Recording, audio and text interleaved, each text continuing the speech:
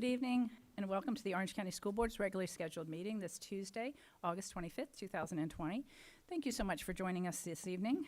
Our board members are participating either in person or telephonically, so let me do a quick roll call. Let's begin with Member Gallo. Present, Madam Chair. Member Lopez. Present, Madam Chair. Member Cobert. Good evening, Chair. Vice Chair Gould. Present. Dr. Gordon. Here, Madam Chair. Thank you. Dr. Castrodano. I'm here, Chair. Thank you. And Member Byrd. I'm here, Chair. Thank you. All members are present. Let me also ask if I could, we're going to take a moment of silence and then the Pledge of Allegiance. But before doing that, I want to call on my colleague, Member Lopez, to share some sad news about one of our treasured members of our OCPS family who we recently lost. So let me turn to Member Lopez to talk about this situation and then to lead us in the pledge and the moment of silence. Thank you, Madam Chair. We lost one of our custodians from Forsyth Elementary School, and I have several sentences from the principal from Forsyth Elementary School, Kelly Maldonado. Miguel Duran was like a father to all of us, and he has watched over the students and staff of Orange County Public Schools since December 2000. Forsyth Woods is a shining example of what a school can look like when the crew leader cares for a school as much as Miguel cared for us. Every time anyone entered the building, they would comment on how clean the school looked, as you could literally see yourself in the shine on the floors. When complimented, Miguel would smile softly, but would prefer you to praise the efforts of his team over himself. Don Miguel will be missed by his loving wife, children, and grandchildren, as well as his extended OCPS family. Parts of the custodial crew at Forsyth Woods have been together for 20 years, working side by side. That is almost unheard of in today's workforce, but it served as a testament to the kindness and ease to work with someone like Don Miguel. His kindness did not just extend to the adults on campus, but to every child as well. Every year, at Meet the Teacher, the entire custodial crew, led by Don Miguel, would stand in the main lobby and greet every student and parent. Many children would run up to him to give him a hug or a high five, and he reminded them that he would be watching over them to check on their grades and how they were doing in class. Since Miguel lived in the Forsyth Woods neighborhood, every student paid special attention because he knew all of their parents. This week has been challenging as life goes on and school started even without Don Miguel. But in the back of our minds, he knows he's still taking care of us, and it makes his loss a little more bearable. Thank you, Miguel, for your years of hard work, honesty, integrity, and loyalty, and know you are missed by all. My deepest condolences for Miguel Duran, families, and friends. Please join us in a moment of silence.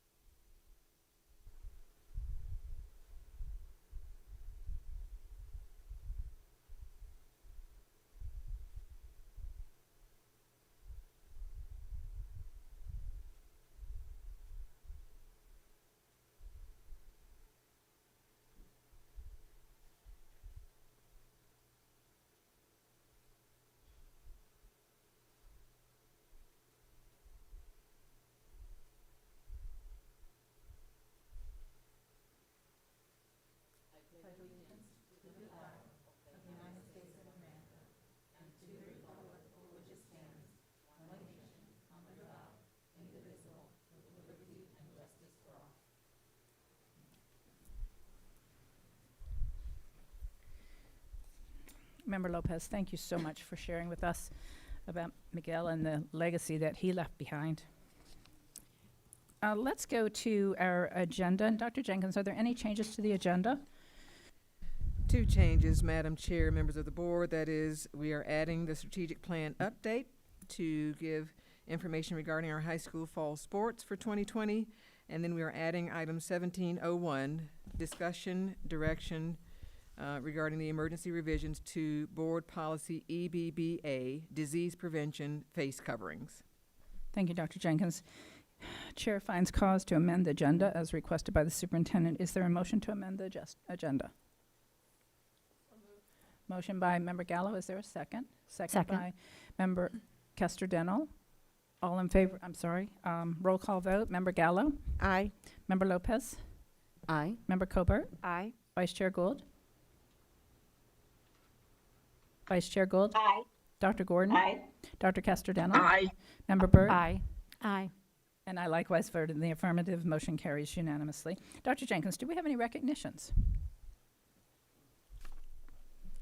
We have one that is for Christopher Higginbotham. He was a resource teacher at Innovative Middle School. He will be the new assistant principal at Meadowwoods Middle School.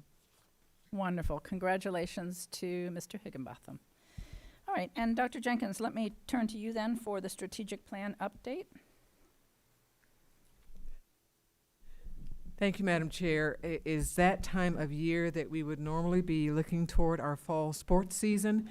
Given the COVID-19 pandemic, we've had some adjustments. Florida High School Athletic Association actually considered suspending and postponing the actual start of the season to October. They did, however, adjust that, amend that to an earlier start date. Here to share those dates with you and some precautions that are being put in place for our high school students is Dr. Border and our athletic director. I would also note, I'll make comments afterwards, but I would also note these are always difficult decisions. We understand parents and students would like to see a normal school year and a normal football season. It's just not the case this year because we are under a public health emergency. We do, however, believe there's a necessity for young athletes who are potentially up for scholarships that will further their education, that we have some opportunity for them. Dr. Border will mention there are several states who have suspended or will not be entering a football season. Professional athletes are even having those same issues and reconsiderations. Here in our own community, the NBA has the bubble where they try to keep all of their athletes quarantined and safe. And they, quite frankly, they don't have fans other than those electronically produced, and they don't have additional entertainment and arts exhibited during those sessions either. So it's a different time in our community, in our country, in our lives, and we've tried to make a provision. I will tell you in advance that we will monitor very closely because we feel responsible for these young athletes. We will monitor very closely, and if we see concerns around COVID-19 cases, we certainly reserve the right that we would have to make additional interventions. Nevertheless, we have a plan, not just for football, but for all of our fall sports, and Dr. Border will walk you through. Thank you, Superintendent Jenkins, Chair Jacobs, members of the board. Thanks for the opportunity to share with you tonight. I can't tell you on behalf of our 20 high school principals, athletic directors, and all of our amazing coaches how excited we are with anticipation to be back, able to launch fall sports amidst this current time that we're in. We know how important that is for our student athletes, for the culture and spirit at our schools as well. And so we're extremely excited to share with you the restart of fall sports tonight. So again, we collaborated on this plan with all 20 of our high school principals, their athletic directors, and all of the coaches. So what we're bringing forward to you tonight is something that they've all had a voice in bringing forward. There's nothing more than we all want than to be back at all of our sports, but on Friday nights in our football stadiums, to have packed stadiums with our bands, our amazing bands, our cheerleading squads, our dance teams, our majorettes, our JROTC, and a full ensemble of concessions. We all long for that. Right now, our focus is trying to successfully and safely, most importantly, launch fall sports, and so that's been the driving force of this plan, with making the student athletes for our fall sports as well as their parents a focal point of the restart. So as a little background, Florida High School Athletic Association's Board of Directors did vote on August 14th, 2020 to begin fall sports on August 24th. A couple of the caveats that are different for this 2020 season our schools would not have a minimum contest limit to be eligible for state series play. Due to the condensed season, they've taken that part away. Schools may opt out of the state series by September 18th, 2020. We in Orange County Public Schools have no intention of doing so. We want our student athletes to have the opportunity to participate for the state championships. All coaches will be required to view the National Federation of High Schools' new course, COVID-19 for coaches and administrators. We'll be referencing later tonight that we are going to take that expectation to a different criteria and include all of our student athletes and administrators as well. And all schools are permitted this year to participate in regular season contests upon elimination from the state series. So what that means is if you do not make the playoffs, you can schedule additional games against other schools who are not in the playoffs so that our student athletes get maximum opportunity to perform. At this time, I'm going to introduce outstanding colleague, our senior administrator for Orange County Public School Athletics, Doug Patterson, who's going to walk you through some additional details. Thank you, Dr. Border. Superintendent Jenkins, Chair Jacobs, school board members, thank you for your time tonight. The plan is OCPS fall sports will start on August the 31st. The sports included in our fall season per FHSAA are bowling, cross country, football, golf, swimming and diving, and volleyball. Parents this year must sign, as always, the annual sports activity participation packet, which includes the newly added assumption of the risk and liability relating to the coronavirus/COVID-19. All eligibility requirements must be met. Those eligibility requirements have not changed this year. They must be enrolled in Orange County Public Schools, meet the eligibility requirements set forth by the Florida High School Athletic Association, and have a completed annual sports activity participation packet as mentioned earlier. I'd like to go through each one of the fall sports and touch on some of the changes that are there in case there are questions. Bowling will begin August 31st. There'll be a 2-week period for tryouts and practices. Matches will begin on September the 14th. And schools will have a 6-week regular season concluding on October the 24th. Schools will participate locally, and we'll touch on that a little bit more later during this regular season, which is a tradition for most of our bowling programs.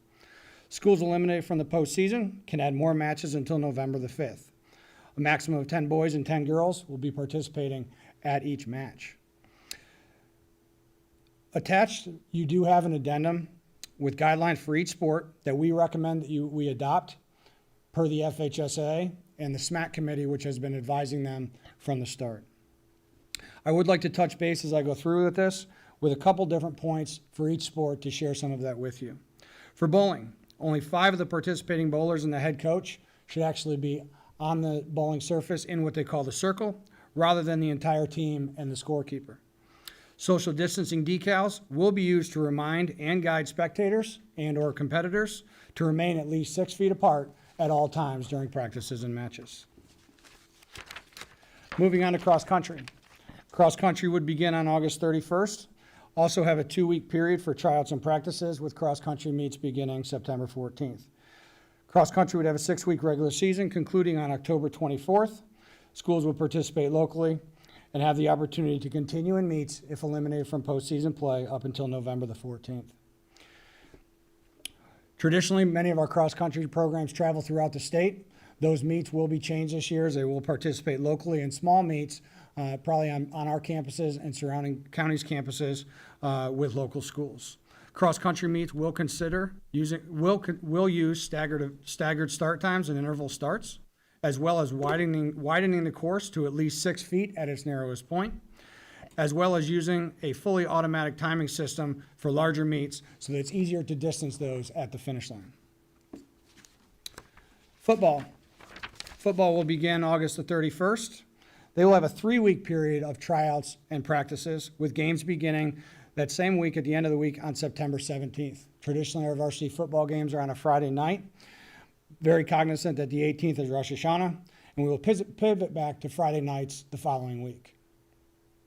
Schools will play until November the 6th, allowing for an 8-game regular season. Schools can elect to take part in the state series All teams will qualify in what they call a playing game on November the 13th.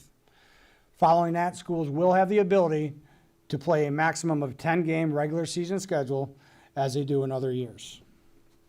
Team boxes will be extended. Normally they stop on the 30-yard line. Team boxes will be extended to the 10-yard line to allow proper social distancing on the sidelines.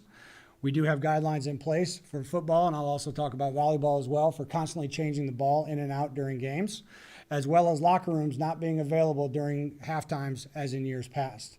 We certainly are putting inclement weather policies in place that we have used in the past, but locker rooms will not be used, so you will see teams go more towards the end zone for their halftime break rather than heading to a locker room.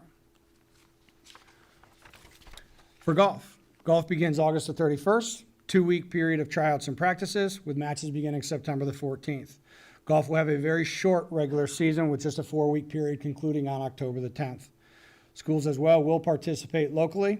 Schools eliminated from the postseason will have almost a full month up until November the 4th to continue their regular season to get in as many matches as possible. Masks will be asked of all of our golfers, especially to make sure that if inclement weather happens and they need to head into the clubhouse, that they can properly share that.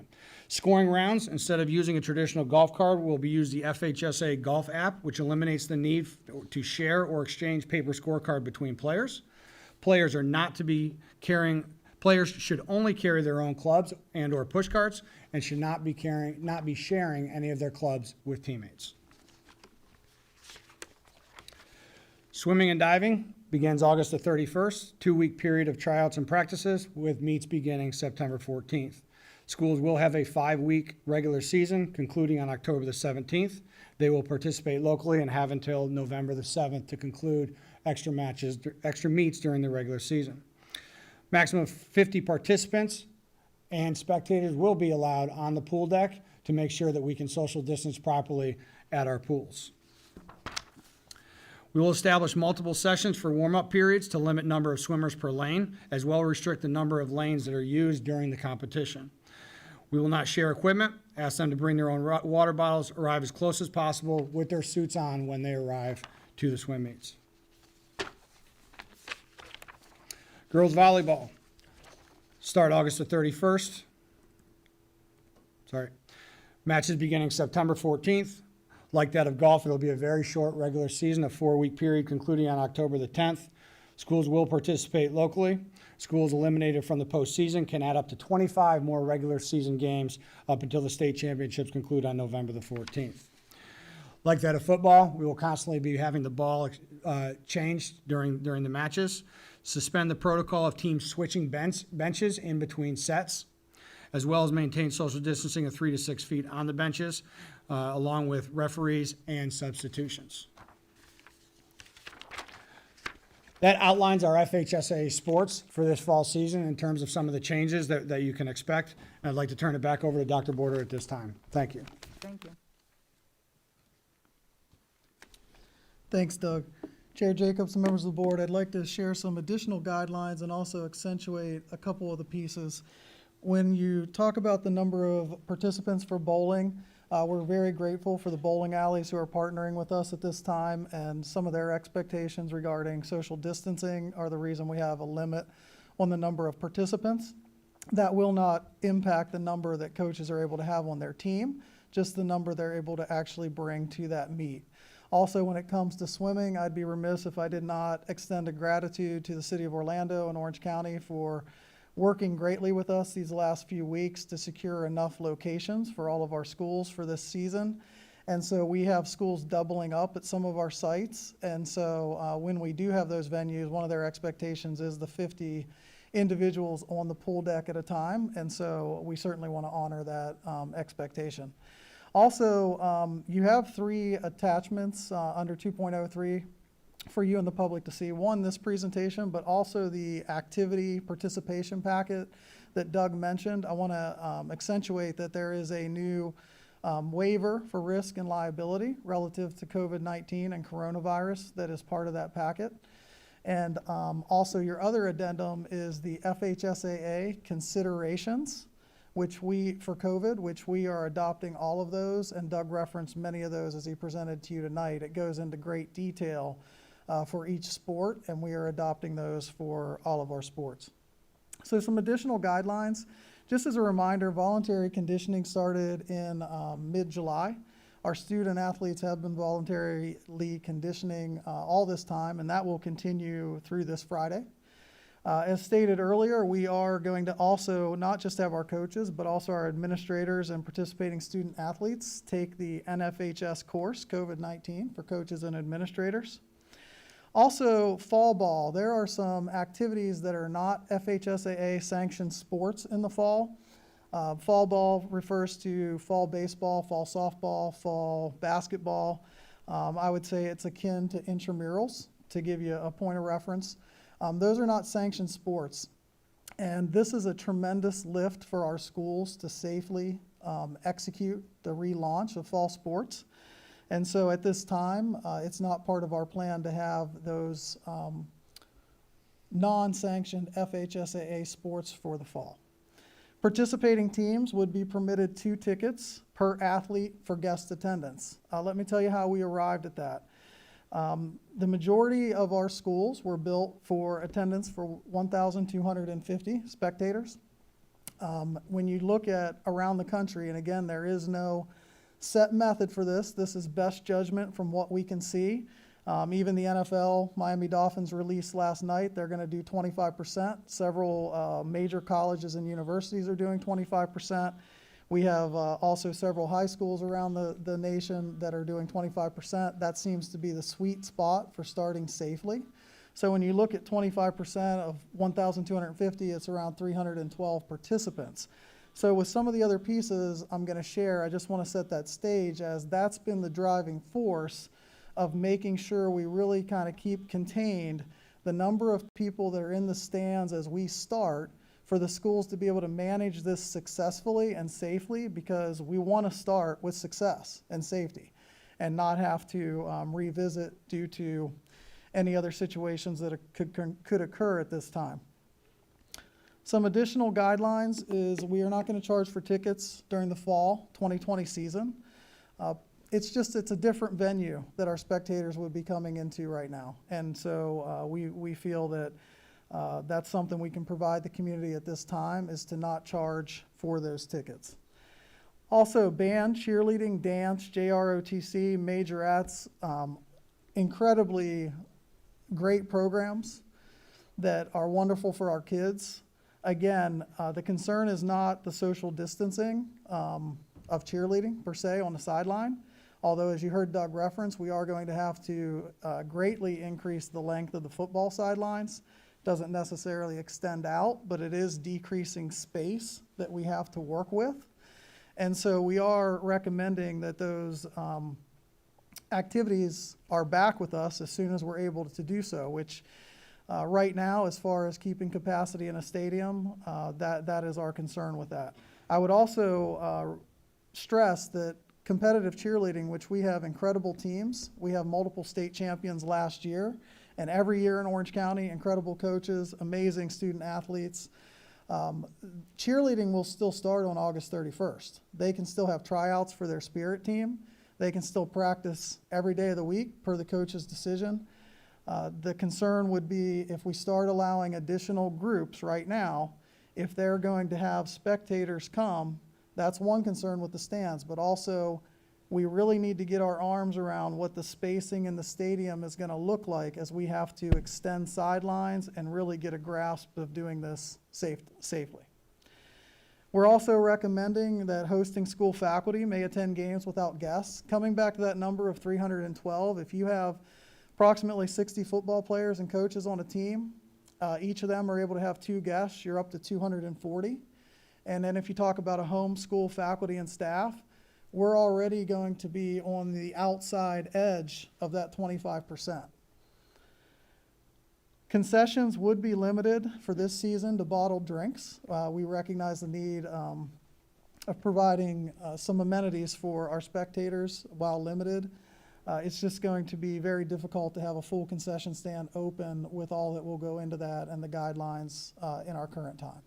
So I really appreciate the time tonight to share the strategic plan update. We are extremely excited to get our student athletes back participating again. as I know they are and the community is as well. And we really can't wait to get started on Monday. Superintendent Jenkins. Thank you, Dr. Border and Mr. Patterson, for that update. I would stress again, I want to be clear. We have no guarantees.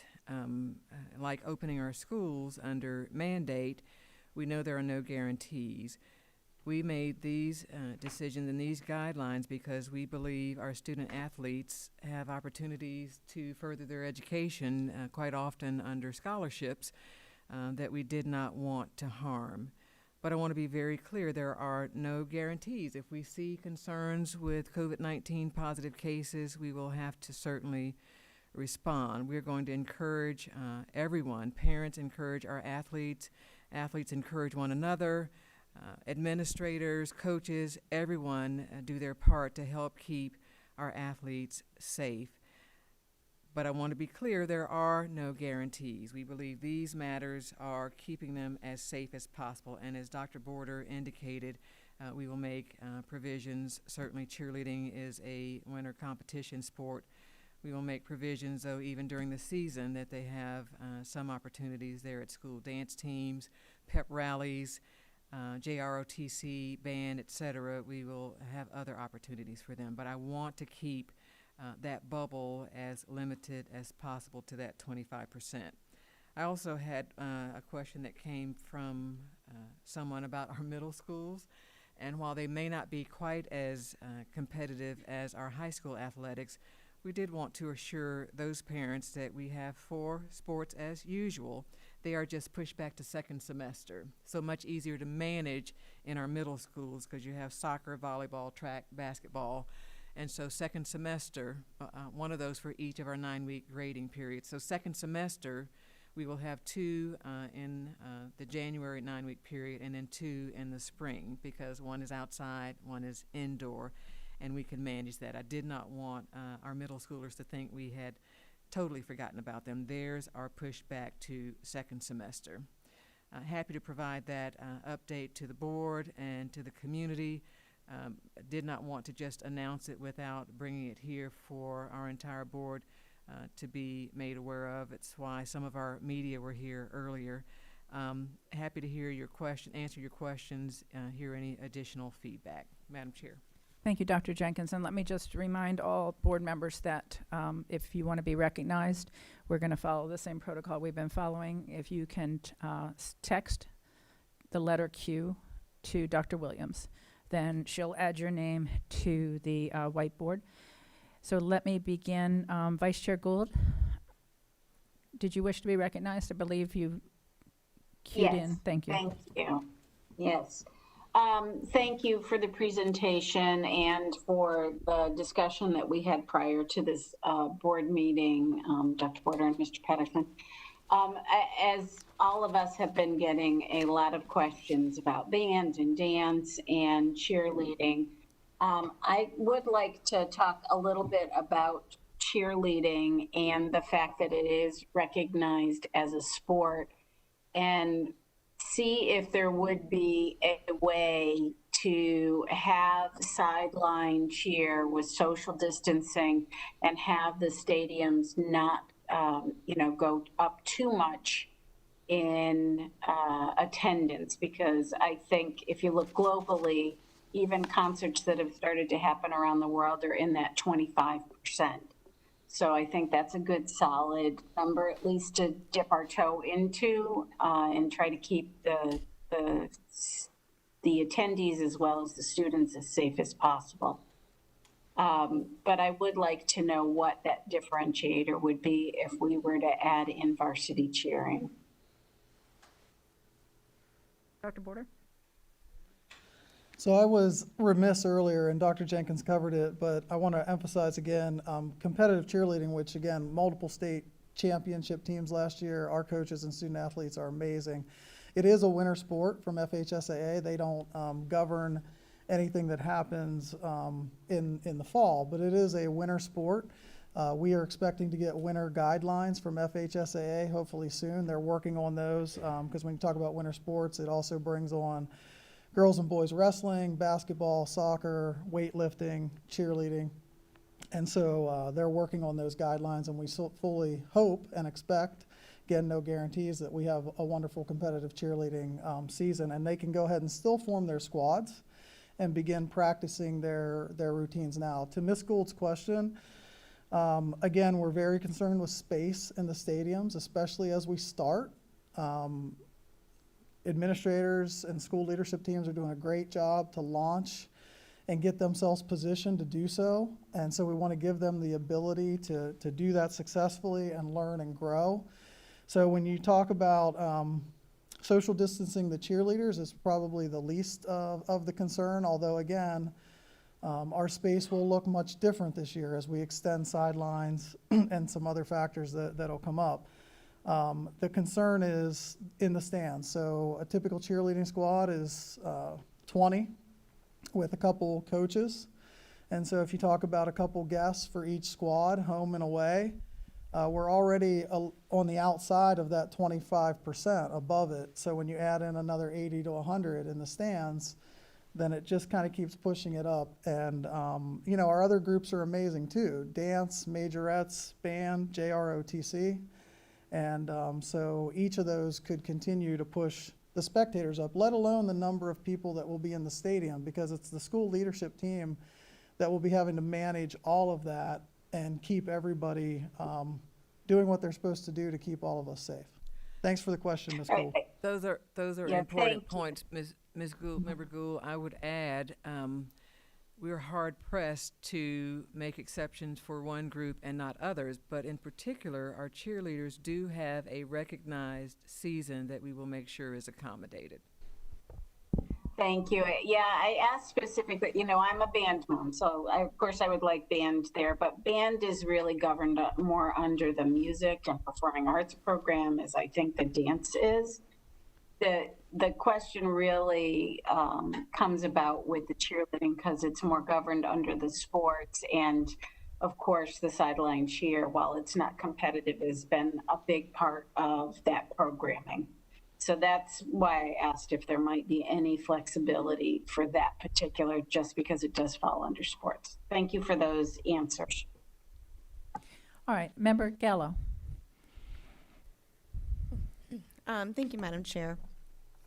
So I'm received plenty of emails, as I'm sure my fellow board members have, and I am concerned, and I've shared this with Dr. Border earlier when we had our one-on-one, but I just really don't feel like it's fair to eliminate sideline cheer. I think that it's more important for our students, our athletes to be on the field than I even think it is for spectators. You know, these kids are involved in sports. Parents involve their kids in sports for a reason too. It's to keep them occupied, and they enjoy it. And the sideline cheer is a prep for the competition.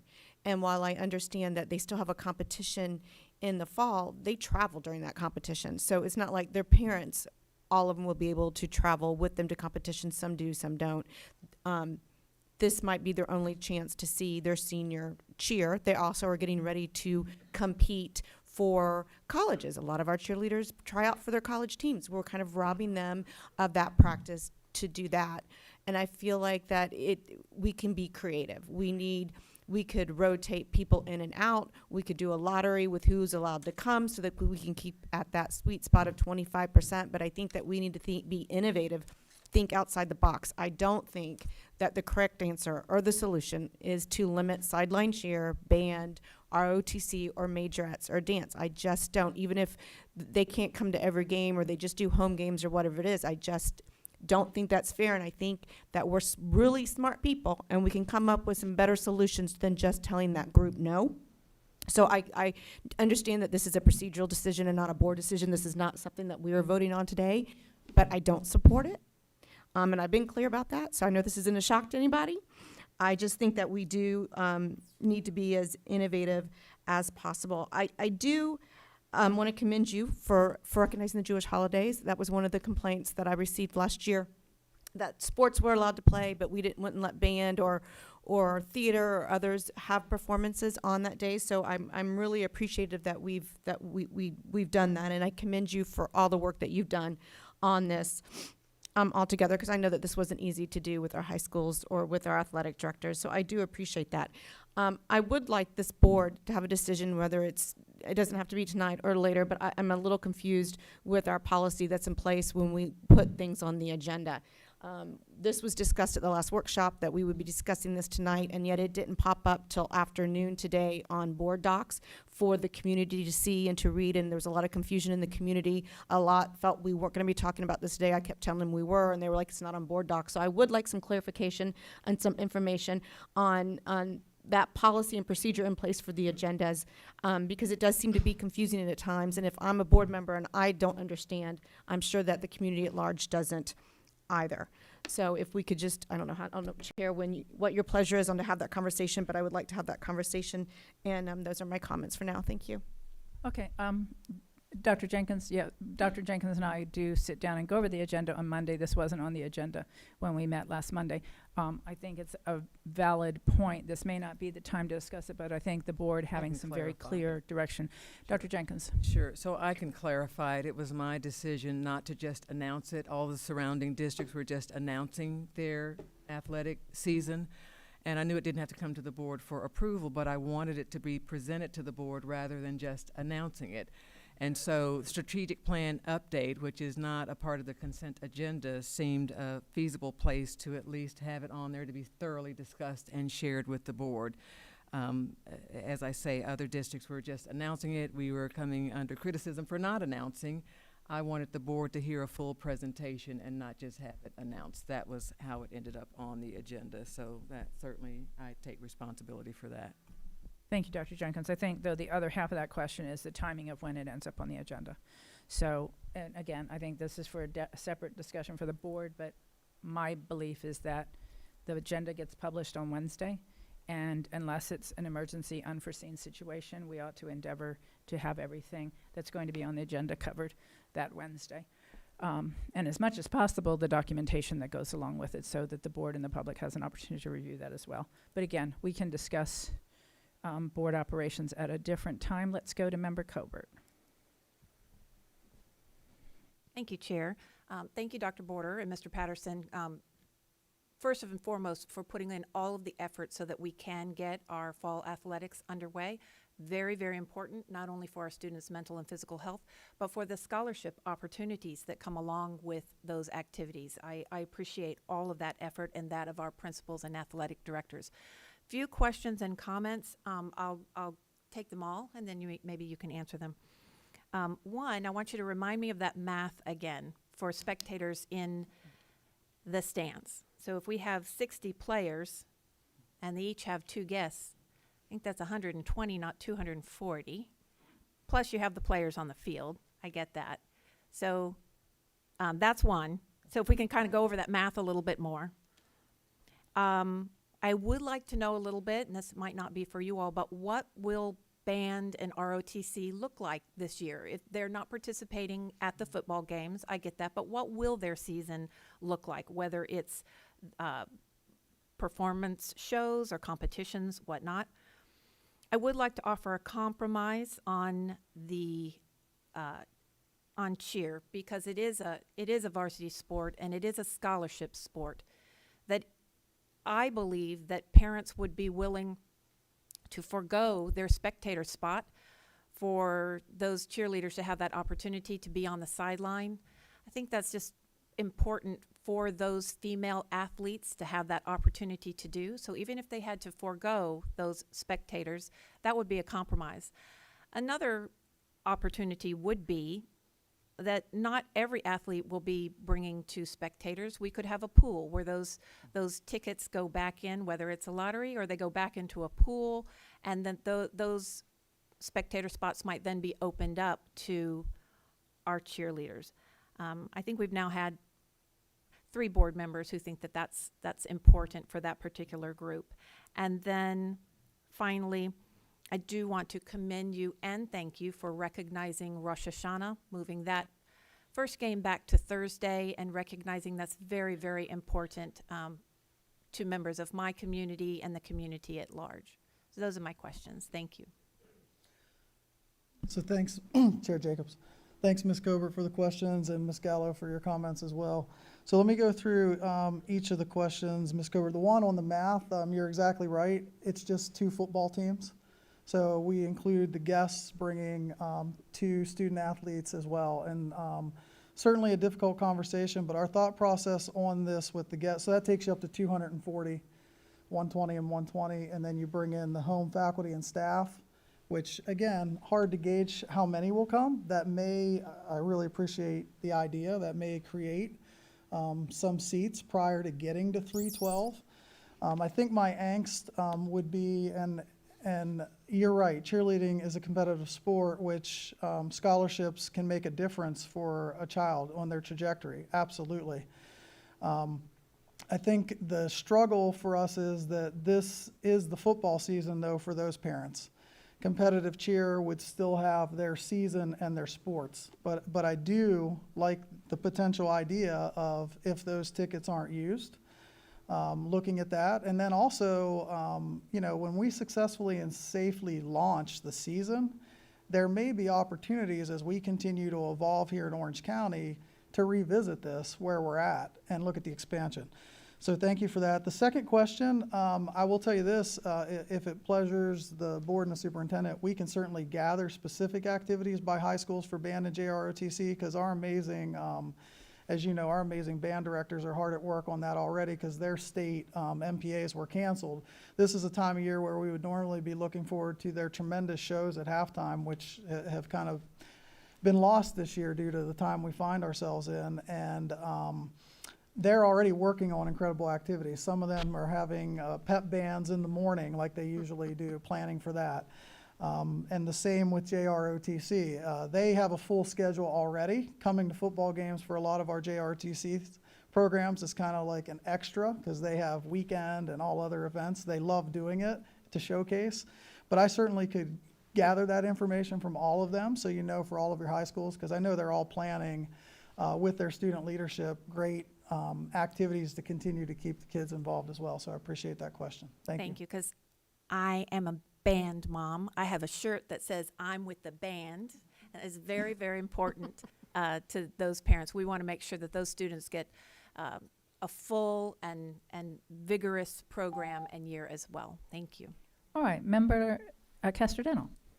Thank you, Madam Chair, and thank you both for finding a way to allow our student athletes to compete this fall. I know a few weeks back that was in question, and you were able to put a schedule together, and I appreciate that you were working with all the different high schools as well to develop that plan. I think it's important to get all those voices and concerns in, so thank you.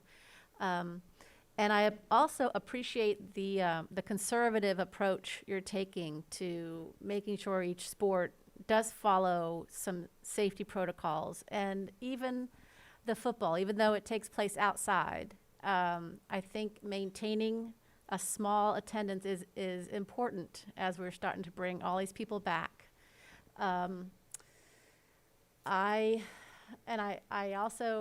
heard from a lot of cheer parents and cheerleaders themselves really wanting to participate. And I did hear you say that you'd be willing to kind of reevaluate and see what it looks like. And if there is an opportunity to maybe do some of the other creative ideas that my colleagues have suggested. My one question left is, are there any accommodations for transportation to an away game? Like, do we order extra buses so that they can spread out more, or is that even a consideration? Absolutely, Chair Jacobs. Dr. Border, thank you. Dr. Castro-Dental, thanks for the comments and great question. We are able to get 24 student athletes on a bus. So when you do the number for example, a football team, that would create one additional bus in most cases. I will say that we are looking at CARES funding potentially for athletics. It was something that was shared with the board a few meetings ago. And part of that is because our football ticket sales, they pay for our officials and transportation and SROs for all of our sports at all of our schools. And so we're wanting to protect the schools to be able to do this, and so we are looking at one additional bus. We will be joining, though, something else that's a little bit different. We will be joining on the district's message to parents, which is during this time, we really encourage parents to bring their student athletes. That's something typically that you wouldn't see with sports. We want kids on the bus together, that team aspect. But certainly the times we find ourselves in are changing behaviors. And so we will be encouraging parents to bring student athletes to minimize that contact on the bus. So while it may be one additional bus, it may actually be less buses as parents are able to bring their student athletes. However, transportation will not be a prohibiting factor for any students that make our teams. Transportation will be available and ready to go.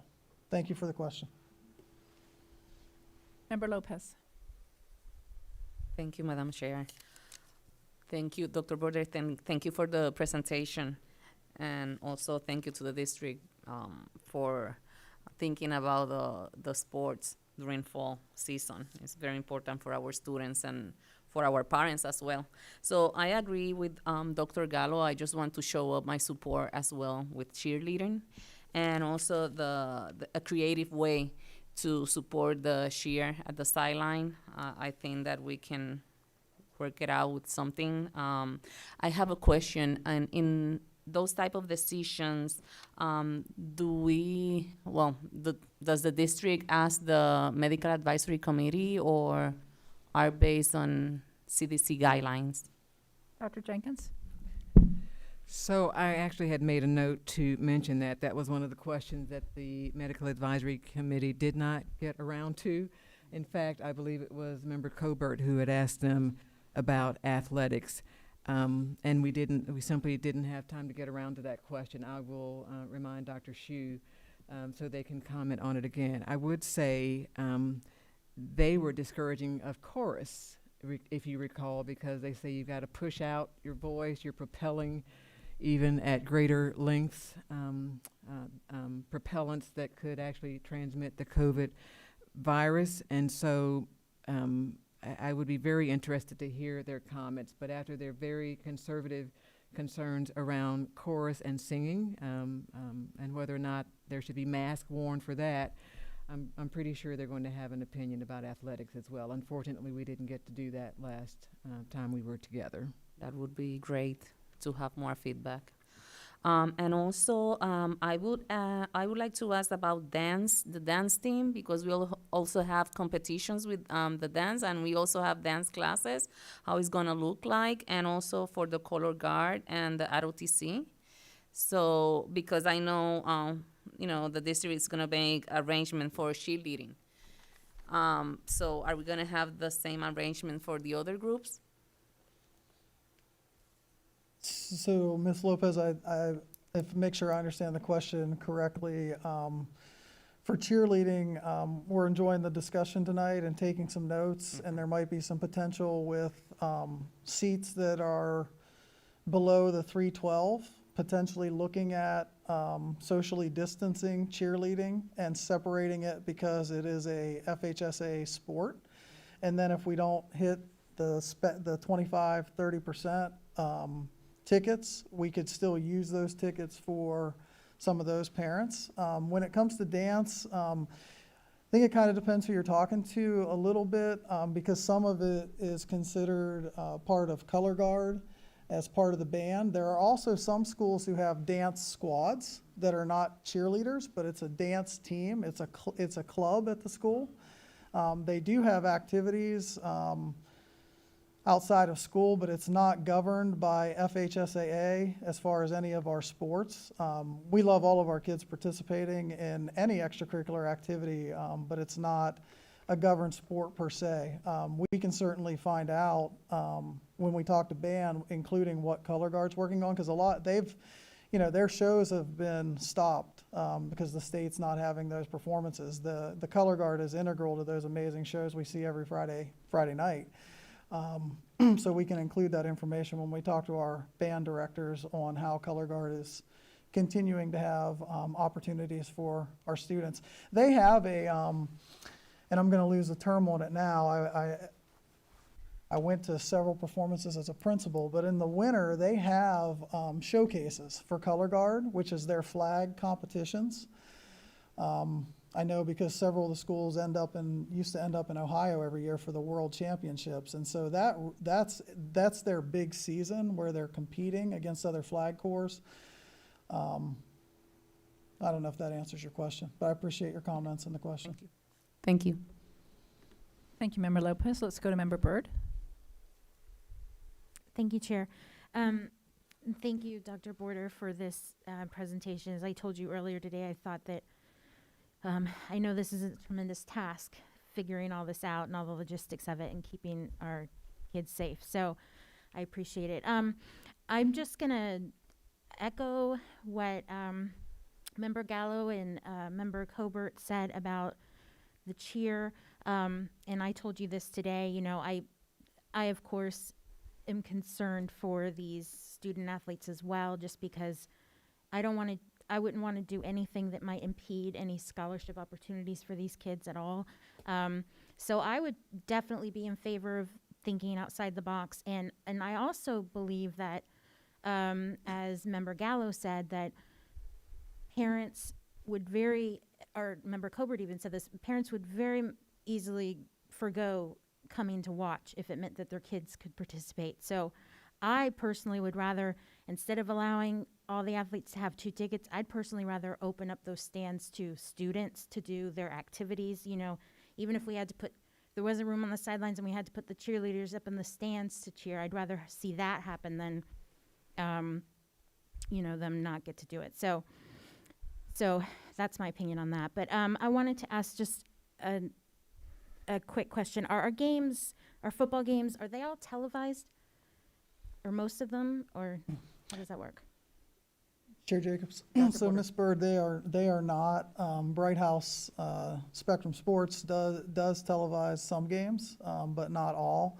We are currently working on a project where we would be able to bring streaming to high school sporting events on the football field and in the gym in the future.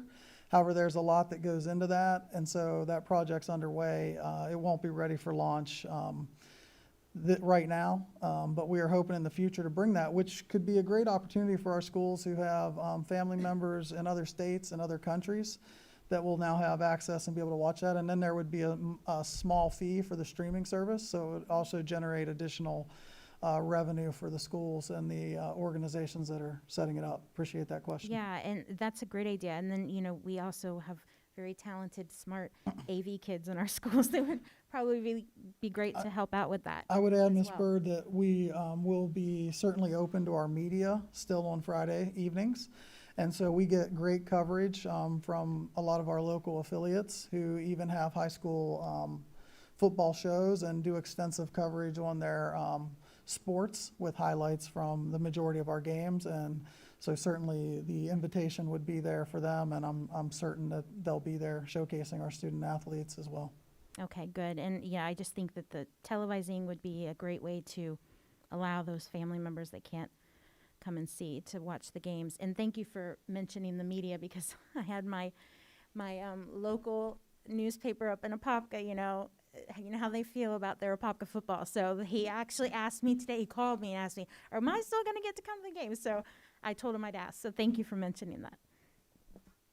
Thank you, Member Byrd. And Member Byrd, you asked my question. Thank you. I was hoping that there was a way they were all televised live, because I thought that could solve so many of our problems. But I do think it's a great opportunity for us in the future, and again for our students as well. So I look forward to that day down the road. Next question I had well, first I want to just start by agreeing that I understand how important sports is. All 3 of my sons played sports. I shared with Dr. Border and Dr. Patterson earlier today that for my sons, for a couple of them, it was really critical, I think, to them. So I don't understate or underestimate the impact sports has. And I understand the athletic scholarship component. But my questions are going to be in a different direction because I also am concerned about the health and safety, not only of our athletes, but of the students in the classrooms with them. So question that I realized I didn't ask you earlier today and didn't see, and I probably should know, the athletes will or won't wear masks while they're participating in sports? So actually, I'll turn that over to Doug, Chair Jacobs, because it will depend on the sport and the time of the activities, but while they're actually participating, they would not be wearing masks. Well, I think you just answered it, and I have a 5-minute timer, so questions and answers. So a concern that I have that I think maybe we could put this question to our medical advisory committee. It sounds like this is the direction we're going, but I have two concerns. One, that the students are making a decision, their parents are making a decision, but the children that are in, the classmates that are in the class with them are not making a decision, and yet they're going to be interacting. So one concern I have, and I think it's unrealistic, but I have to ask the question, is there any way that we can make those athletes a cohort? And I recognize that's probably not possible because their desires and their schedules are going to be very different. Probably the only way to do that would be to ask them to be in launch ed if they were going to participate in sports. That's probably not going to fly real well either. I'm sure no matter what I say tonight, I'm going to get hate mail from both sides of the equation, so I'm prepared for that. The other alternative that I think could work very well if it's possible, and that would be to have batch testing for each of our athletic teams and to ask all of our surrounding counties to do the same thing. And we have a little bit of work to do to determine how big a batch test can be, how quickly the turnaround time is. But with the support that we have from our healthcare systems, from Advent Health and Orlando Health, perhaps there would be a way that the kids could be batch tested before the game in sufficient time that if the batch came back positive, we'd retest the individuals, and then any student who is positive from any of the teams doesn't play. And I would have a great deal more comfort with us participating in sports, knowing that at the time those children are they're young men and women, at the time they're on the field or they're on the court, they are not spreading the virus. So I can't answer that. I don't expect that anybody on our team can, but I think the one value of our medical advisory committee is we've got some great community partners on there as well, and maybe they can help us with that, and we can see if that could be a viable option for making sure that we keep our kids on the field, on the court, and in the classroom, and our teachers who come in contact with so many more students than our students come in contact. Anything we can do to make them safer while still creating the best environment we can would be greatly appreciated by me. So I thank you for looking into that. Those are all the questions I had. Let me go to Dr. Gordon. Thank you, Madam Chair. I would like to say to the Office of Chief of High Schools and your entire staff for putting all of this information together. I have to take praise from Ms. Colbert with the being I think she said a band mom, but I'm a cheerleader mom, I'm a majoring mom, I'm a basketball girls mom, I'm a boys basketball, football, band, orchestra, but I'm a percussion mom. It's a difference. When you're a different mom, you can't be the whole band. You got to pick your section. And I'm a choir mom, a sugar lump mom with Miss Edna Harvard and following behind Jeff Brading all those years, raising him from elementary. It's a joy. This is my area of joy. This is my area of expertise because this is what we fought for with Title IX, getting all of these items in our school, and I'm going to ask my questions just be answered when I get through here because the orchestra is very important. I did not hear or see anything on the orchestra and the string instruments that play in our various schools. Also, the drama club and the performing arts department. I need to hear something on that coming from the chief of high school. We choir moms are very particular, and we know our children want to play regardless. I would like for you to explain a little bit more about the activity participation package, because I noticed a lot of revision here from April with the liability, and most parents don't read it all, okay? Some of them can't interpret it. I don't know what languages that you have package in. I would like to know the languages that this package is in, because a lot of our students speak various languages. So those are a couple of my questions that I would like to get to. Another thing, Dr. Jenkins used the word fluid, and that was a word that we know that we were flowing along the river, and anything can happen, and now pivot. Okay, I've had calls, and I'd have to call to the superintendent to talk about parents calling, and I was so glad that media stated that Dr. Jenkins was one of the first superintendents in this area to pull the practice. Parents and coaches are very, very special. And a lot of times they don't want to report things because there are too many people pushing our kids back into unsafe positions and wanting them to play because parents want to see their kids play. Now, the reason why I said I'm an expert, because I've had children in all of those sports, and I only had 3. I felt like I had 15 because my kids love all those activities, and I was very, very involved in it. But I could never force my kids to play with the percussion. I'm thinking of the percussion in the band.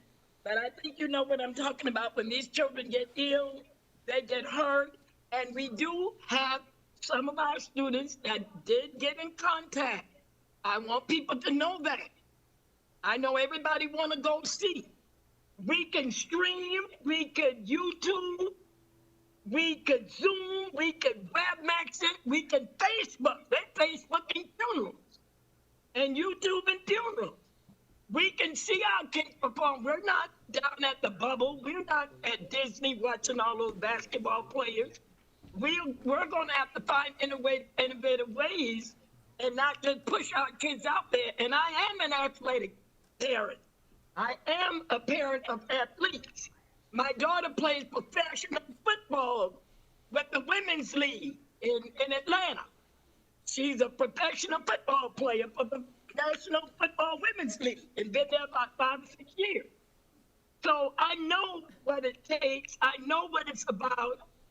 We have got to make our children safe and make it a safe environment. I want to commend this report for bringing it to us, but I would like some of my questions answered about the, you mentioned about the color guards. I'm worried about the dance team. My daughter was in the dance team, and they do what they need to do.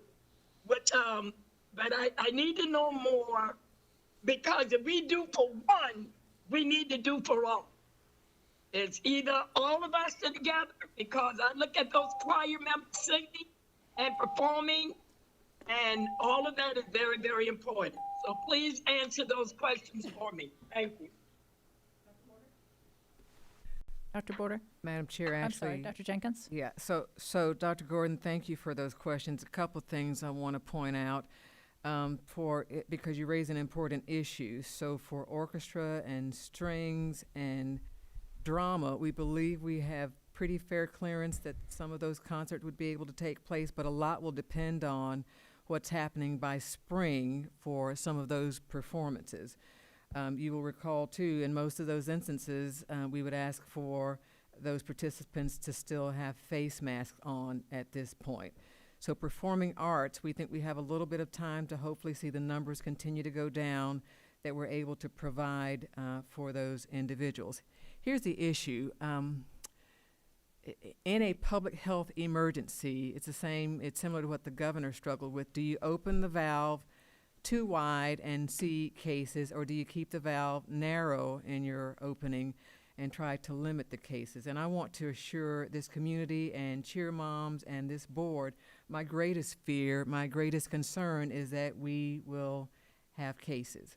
When we talk about the football teams alone and the proximity they will be in from each other without face masks during that time on the actual football field, then we know there is exposure. And when the chair mentioned the notion of a cohort, the honest truth is, if there is exposure and you've got freshmen, sophomores, juniors, and seniors on that team, that exposure will go from the team to the entire high school. I can't contain it. It cannot be contained. And so my greatest fear is that we open the valve too wide, that we have exposures and we cannot contain it, because then you will have to shut down a high school. So I want, as safe as possible, for our children to be able to participate. But I have to tell you, I'm worried. I think our medical advisory committee, who said singing and chorus are concerns, will probably have concerns about athletics as well. FHSAA has approved it. I don't want to stand in the way of those children, those student athletes, but I want to try to contain it as closely as possible, because it's frightening that if it starts on the football team, unless you catch it quickly and have them all quarantined, it's in your high school, because those students are in classes throughout the high school. So the second question that Dr. Gordon posed is a critical one. If you allow the cheerleaders, they do have a winter season for competitive cheerleading. I want to keep emphasizing that. They do have a season for competitive cheerleading. But if I allow cheerleaders, then what about the dancers who say they may not have any other opportunity to show their wares? What about the marching band? Well, concert band has an opportunity to show their musical acuity, but certainly they won't have many opportunities to march. And so Dr. Gordon's question is what we have struggled with. And I am willing to certainly revisit it. If we have just a squeaky clean couple of weeks and there are absolutely no concerns and no positive cases, no symptoms, then we can consider releasing the valve slightly. I do not agree that you let everyone on the field into the stadium, full band, cheerleaders, dance squad, JROTC, before we know what it's going to look like for the smaller group that we're starting with. And I don't know any other way to put it than I am concerned, because if you have the outbreak there, I don't know how you contain it for your entire high school. That's the truth. I don't want anybody to misunderstand the risk. And so, Dr. Gordon, I appreciate you saying what we do for one, we have to be willing to do for all. At this point, that is why we've said the athletes are going to be the most critical, and my cheerleaders have a competitive season that we will not get in the way of. But I think we should start as small and protected and close as possible until we see how it goes. Because what happens with that football team, unless we say they all need to be on Launch Ed, which would be quite devastating, because I know that's probably not their preference, then what happened with that football team will expose your entire high school population. So thank you, Dr. Gordon, for raising that issue of there are many different groups that would like to be a part, not just our cheerleaders, and some who don't have a separate season like our cheerleaders do. But we will take all of your concerns under advisement and watch it closely and see what provisions can be made while still trying to protect the entire high school, because they are one cohort. I don't have a way to separate them at this point. All right, thank you, Dr. Jenkins. I think I'm the last person in the queue. I just wanted to follow back up on the batch testing. Excuse me, Madam Chair, my questions were not answered. I'm sorry, Dr. Gordon, go ahead. Dr. Gordon? No, I asked, they know who they are. All right, let me go to them. I'm sorry, Dr. Border. Thanks, Chair Please. Jacobs. I thought I covered them. I'm so sorry. And then everybody get to ask and talk at the same time. I don't have that privilege. Dr. Gordon, that's my fault. I thought I'd cover them. Dr. Border had something to cover as well. I apologize. No, Dr. Border got a lot to cover. Those legal papers, but those concussions. Thanks, Superintendent And knowing Jenkins. no children sick. Chair Jacobs. Dr. Gordon, thanks so much for your comments and questions. So Mr. Palmerini is going to assist momentarily. We worked with risk management and legal. There are some additions to the activity participation packet specifically regarding coronavirus and COVID-19. And so Mr. Palmerini is going to walk us through that. Good evening, members of the board. We obviously worked through these issues during the summer. We had summer participation with respect to students.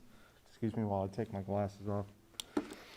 Summer participation where we wanted, and as we all know, participation in sports is not a right, it's a privilege, and it's a voluntary activity. So for example, we would not have students coming face to face. They have a constitutional right to come face to face.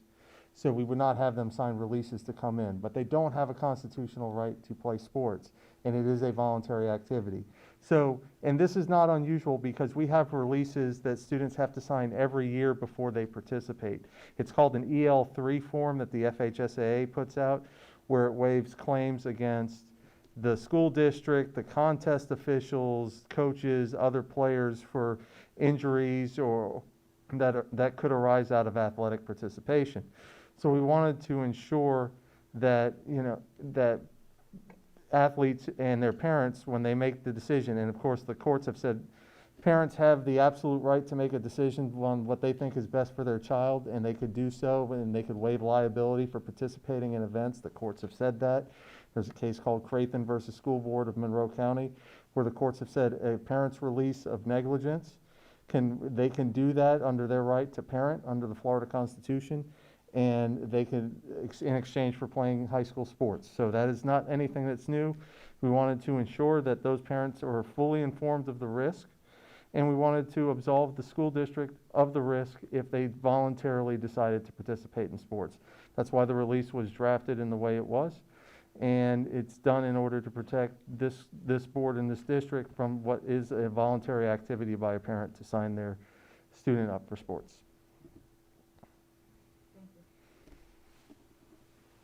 I'm scared to say anything. Thank you. Well done. I've asked to get back on the speaking agenda, but I do want the rest of the questions. I think Dr. Jenkins have the questions for me. All right, thank you, Dr. Gordon. We'll put you back on the. Thank you, Madam Chair. Absolutely. No, I do need them to ask those others. I'm sorry. Okay. Okay, we were trying to live within the 5 minutes. Go ahead. Can you? No, you can't put my answers in the 5 minutes. You didn't do it with the others. Let's not start this again. I'm going to come down there. That's fine. You can come down because this was you straightened me out last time and told me this is how it was supposed to be, that the questions and answers were not 5 minutes. 5 minutes is not, no, y'all, I don't time you all. I'm timing on this side. I understand where you're coming from. I tried to make it that way, Dr. Gordon. Dr. Gordon, I'm agreeing with you. I'm agreeing with you. I agree with you. I agree with you. I thought that's the way it should be. But I thought that's how it should be, but you didn't agree, and you told me that the 5 minutes had to include their time. Dr. Border, can you finish answering Dr. Gordon's questions? I think it's more efficient to answer nobody them. but me. No, You don't time ma'am, anybody that's not but me. I'm true. gonna let you know. That is so not true. Everybody else got their questions and answers in 5 minutes. And they got answers from Dr. Border, all doing their speech and everything, and it was more. No, it was all in their 5 minutes. All of that was in their 5 minutes. Everybody, that's why I need to be sitting I next to agree. you, watching that board. I agree. Because I watched that board. I agree. I think it'd be The board helpful for you needs to to be go here, up because then on you'd the- have on more the screen. confidence that we're We're trying going to to be put fair. the board on the screen next time. Well, can we do that? I think that'd be a great idea. I would love for us to have the I think you screen. need to. I agree. I think Go that would be ahead. very These helpful. important things. I need parents to hear what I'm asking because they have asked me. I understand. So let's get Dr. Parents Gordon to calling answer your about these question. children. Let's get Dr. Gordon to answer your question. Dr. Gordon, I agree with you that that's how it should be. That's not how we've been operating, but I agree it's how we should be. Dr. Border, can you answer the rest of the questions? Don't talk. Thank you. Thanks, Chair Jacobs. Thanks, Dr. Gordon. So, Dr. Gordon, just remind me if I miss any. When it comes to dance, we will also Y'all gather. know, listen, please write my questions down. This is getting ridiculous. I always got to come back and say you all didn't answer me, but you answer everybody else. Now, I'm getting fed up with this. We'll gather the information for our dance coaches because I know they are hard at work as well, planning out the season for their teams. So when we talk with the band directors and our theater teachers, we'll gather that information as well. I know Scott Evans has been hard at work working with our band directors, theater program directors, choral directors, orchestra directors. He has put out guidelines for several things, how to have performances right now during this time. And those guidelines have been shared with all of our performing arts teachers, and they are implementing those and looking forward to having continued performances throughout the year for our students that will look different, of course, as far as participation, but making sure our auditoriums are set up to be able to hold events for our students while also following our safest guidelines. And then as far as the language for the participation packet, John, do you know the languages that are available for the participation packet? We'll research that, Chair Jacobs, and provide that information as far as the languages that the activity participation packet is currently available in for our community. Thank you for the questions.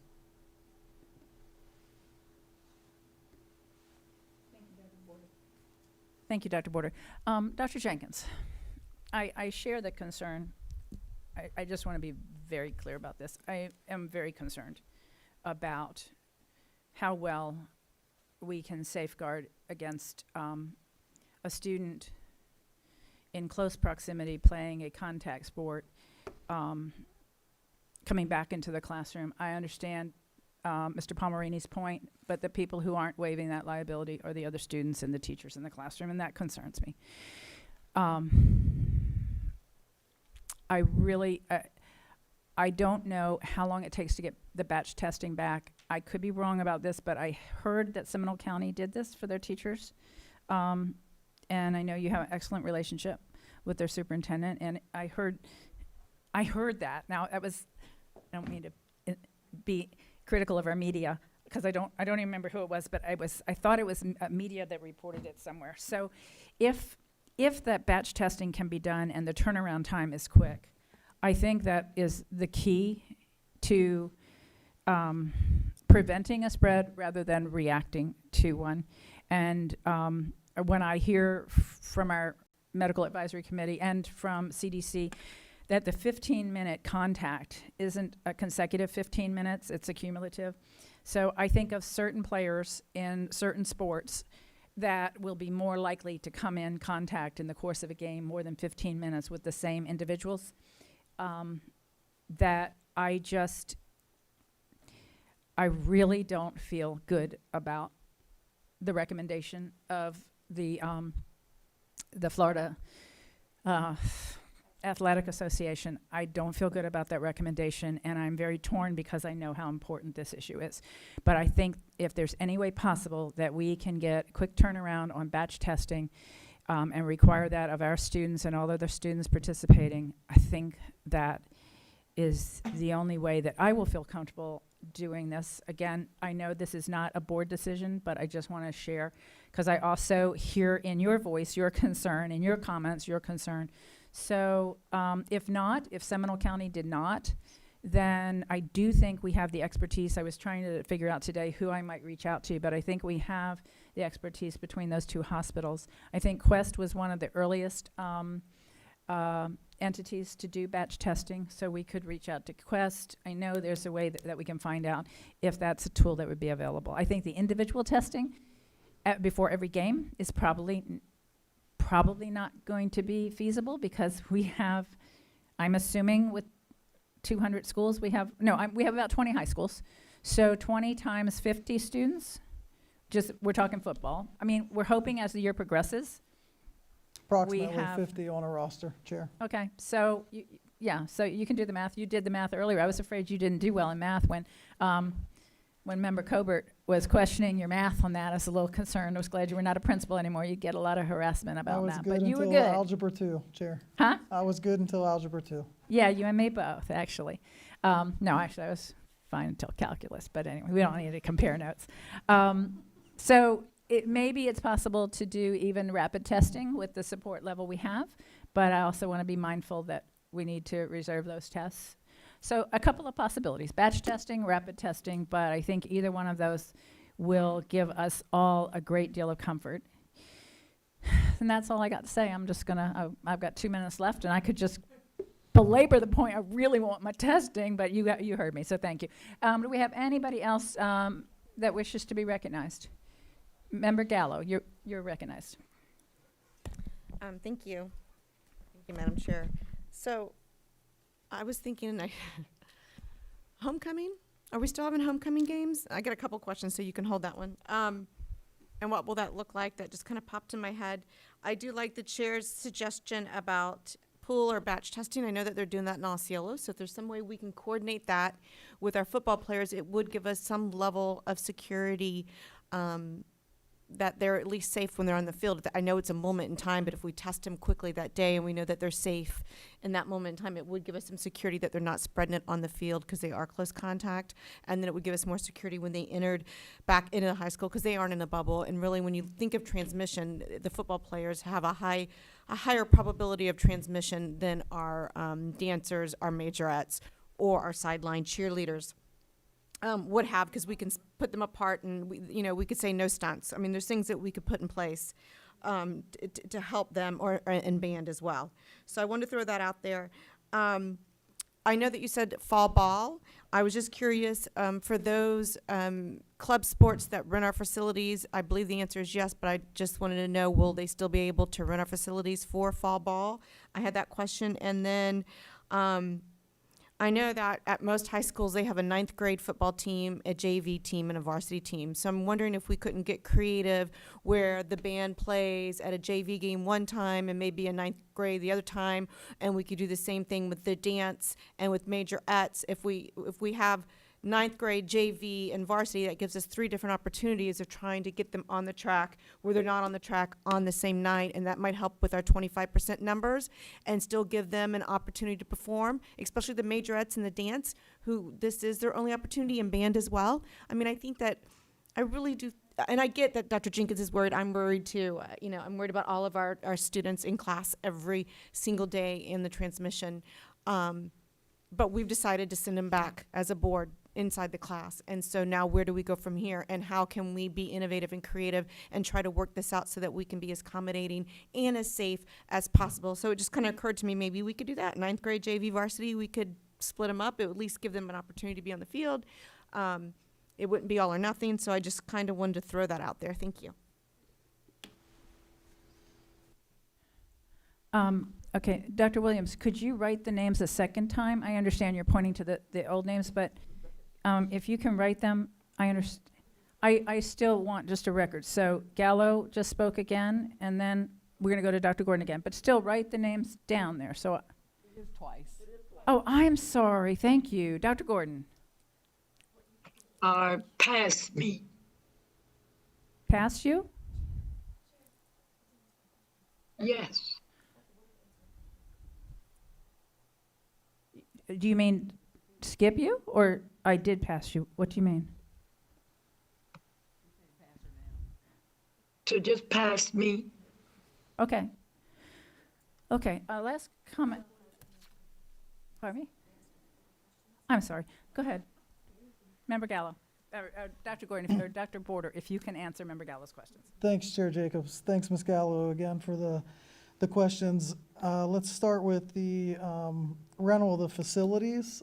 We are looking to get that started back up. We are making sure that those groups also have safety guidelines in place. And so certainly fall ball leagues and teams renting facilities, should those venues be available, given that they're following all of our guidelines for renting facilities, is certainly something that's available. As far as the JV varsity 9th grade idea, again, we want to get started safely, but I do appreciate the idea because to your comments about the 25 and 30% of the stadium, it may be much less at a JV and 9th grade game. I also would be remiss if I didn't say, there are a lot of questions as we get started on how it will be. Honestly, I'm concerned, what the participation will look like for some of our sports at some of our schools. We may not, we've been very proud to really get as much participation from our student athletes through the years. We very much promote making sure that we get all of our freshmen and JV teams out there for the kids to have the experience. But this may be a very different time, and I don't know what those participations look like. So I love the idea, especially if we're able to have JV and ninth grade events, which is our plan, again, depending on participation. And then homecoming, it has been discussed, certainly a vital tradition for all of our schools. I mean, I would be kidding you if I didn't tell you it's going to look immensely different this year. We are giving schools maximum flexibility to work with their student leadership on how they want homecoming to look this year, which may be still a football game, but maybe not. Maybe they want to hold out hope for trying to have homecoming later in the year when maybe some of the other events can be held, because when you talk about a homecoming dance, that's just not a reality of the situation we're in right now. And all the other festivities that come along with homecoming. Some can be replicated. We certainly have learned a lot virtually where we can do that, and our students will have incredible ideas as they work with their principals as well. And so homecoming's still going to go forward, but with maximum flexibility for the schools to work with their student leadership on when and how that takes place. Thank you for the questions.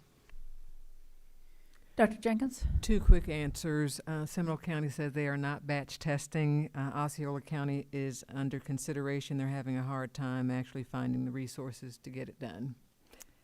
I've already sent a message to some of our partners to see if they can help us. Oh, thank you so much.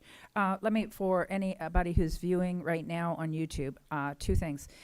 If you're wondering why we're not talking about other sports, lacrosse, for all my lacrosse friends out there, I'll be the only lacrosse probably voice up here, but I don't have near the expertise as a mom that Dr. Gordon does in all of the different ways her students were involved. But for those of you who play lacrosse, that's happens later in the year, and many of the other sports happen later in the year. We're focused on this right now because we are hoping and somewhat optimistic that as time goes on, the virus will lessen and we will have more treatments and hopefully even a vaccine. But we will have the same level of serious conversation with each sport until we have a cure or a vaccine, probably not a cure, but a vaccine for. So I want everybody to know that all of your kids matter and all the sports matter. And Dr. Jenkins, I want to thank you for taking that so seriously. Let's not quit until we find a solution. Maybe it's the antigen testing. Maybe there would be enough. I don't know. Let me check back with Dr. Gordon, see if Dr. Gordon wants to comment before we close out this discussion. No, I'm fine. Thank you. Absolutely. All right, let's move on. Dr. Jenkins, we have no public hearings. So the next item is the approval of the consent agenda. And if there's no discussion, I'll entertain a motion to approve the consent agenda. So moved. That motion was from Member Byrd. Motion by Member Byrd. Is there a second? I'm sorry, from Cobert? Member Cobert moved approval of the consent agenda. Is there a second? I'll second that. Second. Okay, we have a second from Byrd, and right after that came a second from Vice Chair Gould, but the second from Byrd came first, so we'll take Member Byrd's second and roll call vote. Member Gallo? Aye. Member Lopez? Aye. Member Cobert? Aye. Vice Chair Gould? Aye. Dr. Gordon? Aye. Dr. Casterdental? Aye. Member Byrd? Aye. And I likewise vote in the affirmative. It passes unanimously. Dr. Jenkins, I'm going to turn to you on item 1701, the policy on face coverings. Thank you, Madam Chair, members of the board. We have had extensive discussions around an emergency policy that the board passed just a few weeks ago regarding face coverings because we are under this public health emergency called COVID-19. After extensive discussion, some matters arose that we certainly could not predict ahead of time, and then we also had some input, some recommendations from your medical advisory committee. And so at this time, General Counsel Amy Envol has gone through that and provided a document that gives you all of that input for your consideration tonight. Made very clear to the medical advisory committee, and they acknowledge they are making recommendations. Some of you have had concerns as well. One in particular, I believe Member Gallo mentioned that the CDC indicated that gaiters, those turtlenecks that get pulled up around mouth and nose, were no longer considered to be appropriate.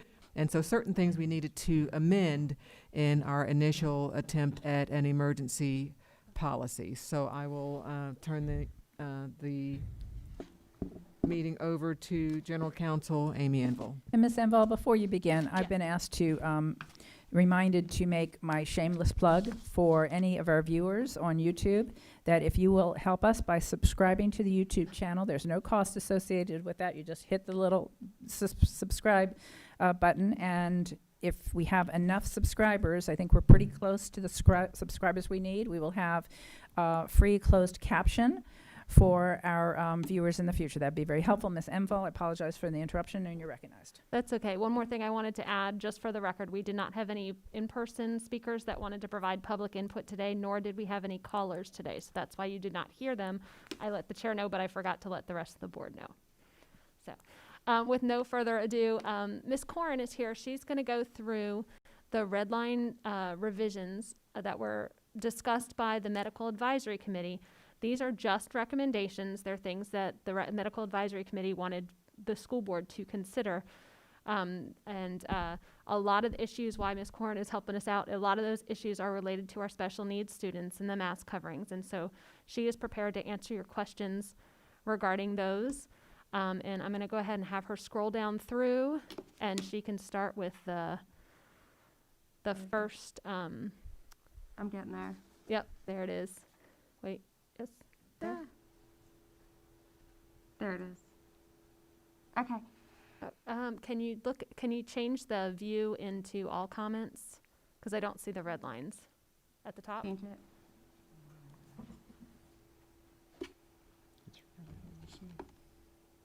Click on review. This one I can't see. Yep. Can you see that one? And then, so where it says simple markup on the right-hand side, change it to all markup. Nope. That one right there. Yep. All markup. There you go. Oh, There's there your we red go. line. Do you want it bigger too? If you want to do it bigger, that'd be great. That would make my life a lot easier. Yeah. It's kind of hard to see. Like that? Mm-hmm. Yes, that would be great. There we go. Ms. Corin, do you want to take over? Sure. Good evening, board members. In addition to going through the policy today, which is the recommendations from the Medical Advisory Committee, after I do that, I'm also going to make some brief comments. May I take this off? Okay. I'm also going to make some brief comments regarding some questions that have already arose from all of you so that we can try to address some of those questions and concerns before discussion continues. So when we were starting to go through the policy, the first thing that was changed was there was revised language added that states that the documentation shall be submitted to the district official for evaluation and approval prior to such person not wearing a face covering while at or inside a school facility or other property and or vehicle owned, leased, or operated by the school board. Alternatives such as face shields and or other measures shall be considered on a case-by-case basis for the person granting the exception. In accordance with the guidance provided by the Florida Department of Health of Orange County, medically fragile students should not attend face-to-face instruction during the pandemic. And as we go through these again, I want to remind that these are the recommendations of the Medical Advisory Committee. These are not necessarily the recommendations of the school board or the other personnel in the school. The next section includes periodic breaks, and it states schools will provide students with opportunities for breaks where they can remove their face covering while maintaining appropriate social distancing and while under supervision. Employees may also take periodic breaks where they can remove their face covering while maintaining appropriate social distancing, such as when they are in a room or a workspace. I'm not good at this at all. There we go. Sorry. Oh, now you've got to help me again. I'll keep going. Oh, I'm sorry, I'm just not good with this. The next one I'll just keep going is outdoors with social distancing. When properly social distanced, a face covering shall not be required for persons outside of any school building or vehicle.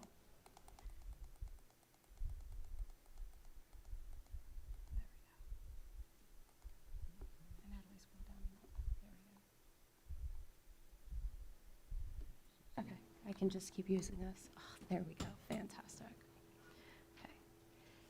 So if we go down now to F, which is strenuous physical activity, it is a covering shall not be required for any person inside or outside of any school district facility or school district building while such person is engaged in strenuous physical activity, provided social distancing from other persons is maintained. And if I might just jump in, the comments on the side are what the Medical Advisory Committee has asked the school board to consider with respect to the strenuous physical activity. They revealed that the discussions among them revealed that face coverings should remain on, which would be a difference in what the policy currently says. And if you go up to the top to D, I guess it is, the Medical Advisory Committee also revealed that face coverings should remain on while the students are outside. So, and periodic breaks, the Medical Advisory Committee also, their discussions also revealed that face coverings should remain while indoors and that face covering should only be taken off while outside. And that's a difference from what your policy currently says, that you can take a periodic break when they're in a room's workspace alone, or that while they can maintain appropriate social distancing. So, sorry. If we go to the next one, it says that face covering shall be required while singing. The Medical Advisory Committee members indicated that chorus and singing should not be permitted at all. Others opine that chorus and singing should only be done while outside or while observing social distancing, and others opined that chorus and singing could be done inside a large auditorium with face coverings while observing social distancing. There was no overall consensus regarding this comment.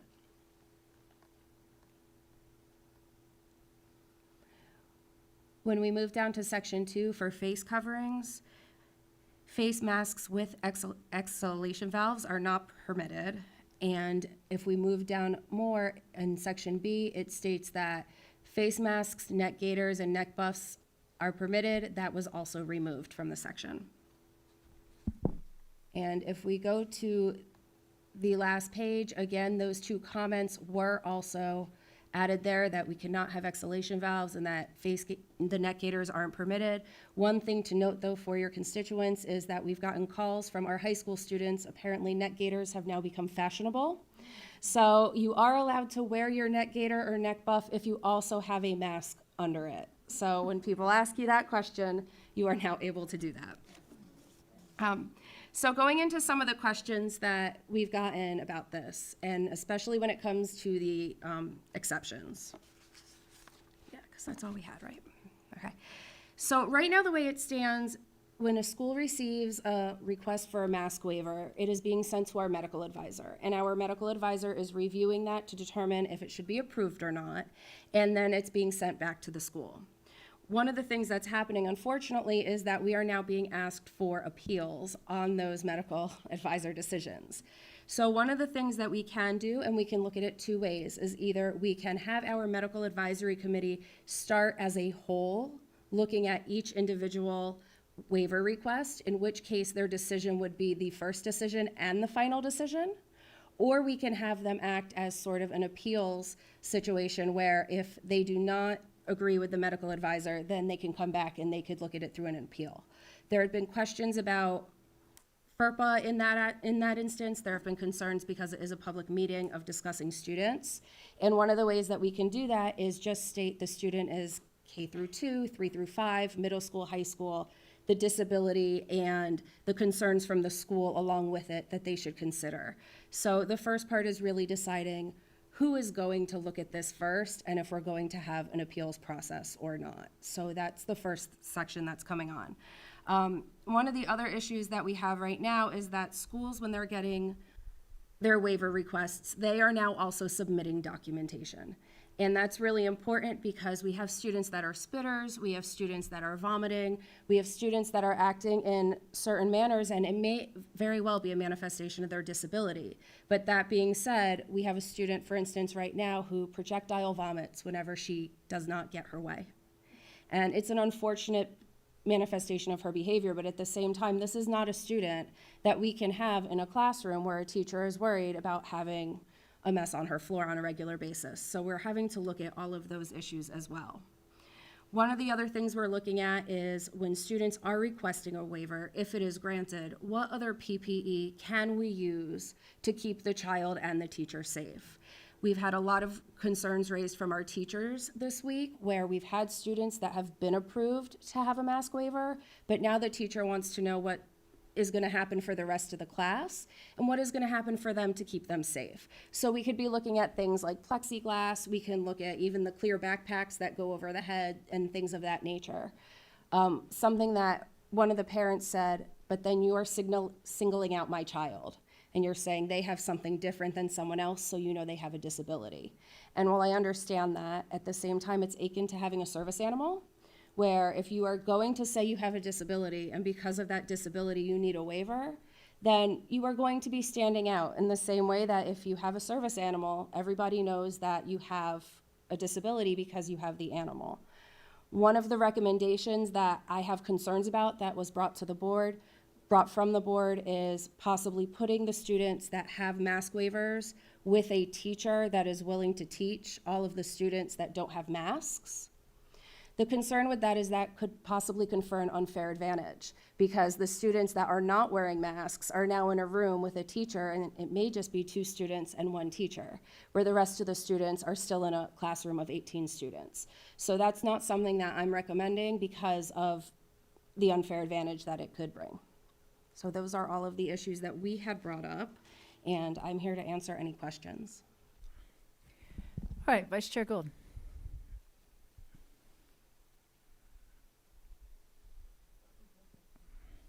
Thank you. Sorry, I was typing my notes.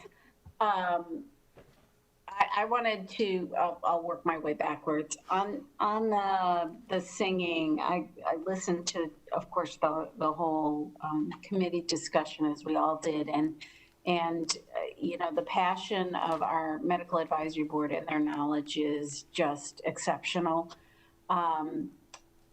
On the singing, I think there is a way to do it. I've seen many of our choir directors, and not to tell them how to do this, but maybe for Mr. Evans, who has been working on this, is that they only use the auditorium if there's a way to do that, and or the cafetoriums, and they spread the kids out in a U shape so that they are all straight and try to get them 6 feet apart, even side to side. That may be a way to at least allow them to be warming up the tool and learning songs. It won't be necessarily preparing them, but that's just a suggestion for operations. You know, most of the other performing arts have some other alternatives. It's hard to harmonize if you're not in the same room with a group. Rapid testing and PCR, we've talked about that with sports, but that is something that is now more readily available in our community. It is hard to find, but there are sources, not only our partners, but there's third-party sources. And we absolutely need that. Rapid testing is appropriate in some cases, and if the medical advisory committee can come up with that criteria versus when we absolutely have to have the PCR test, at least there are some safety measures for implementation, monitoring, not only sports and performances and things like that, but everyday school life as we come up with these varying scenarios that we have to deal with. I'm in full agreement with our medical advisory group on a lot of their caution about masks and not taking them off. It does take adjustment, except when there's sensory issues. And then we have to figure out how to protect everybody in those cases. Shields are not ideal, but they are better than nothing. They did talk about that. We've gotten several of those donated. We can deploy those. I know we bought some, and goggles and such, but additional PPE in those cases will at least help to put people at ease. And I also, and I know this is getting updated again, but we have designated money for medical personnel at every school, and that is the minimum of having at least an LPN as long as that we can continue to recruit. So this is an appeal to the community. Please come work at our schools. for our LPNs and RNs, and fill those positions, because that will help to have that monitor on each campus and to help implement a lot of these policies. Because it is the implementation and vigilance that is gonna help us manage through this and then meet the risk factors of all children, because COVID is not the only risk factor to many of our children. And so it's balancing those risk factors, and we all need to be in it together, and we all need to be utilizing and abiding by the rules that we set. As soon as those can be let up on, I'm sure we will. But until then, we just absolutely have to be militant about it. So those are more comments than questions, but I would like an update on the rapid testing and PCR access as soon as we can get it. Thank you. Thank you, Vice Chair. So I had contacted Ms. Enval because I knew we were going to be revisiting this, and I was concerned about the way the medical certification process has been working. When we approved this, this language does not say that it's going to be submitted by a healthcare professional and then reviewed and possibly rejected by Orange County Public Schools. The language is very clear. The language says a face covering shall not be required for persons who present school officials with a certification from a healthcare provider that the person has a medical condition that prevents that person from being able to safely wear a mask, period. That's what it says. The next sentence becomes could be confusing. Some could misinterpret it, but I think it's pretty clear. An example of such sufficient documentation, which I would assume means documentation for the certification, would include the medical reasons for supporting the certification. No place in this does it say that when your medical professional says that you have severe autism and can't wear a face mask, that we have the right to reject that and tell you on the first day of school that you have to go home.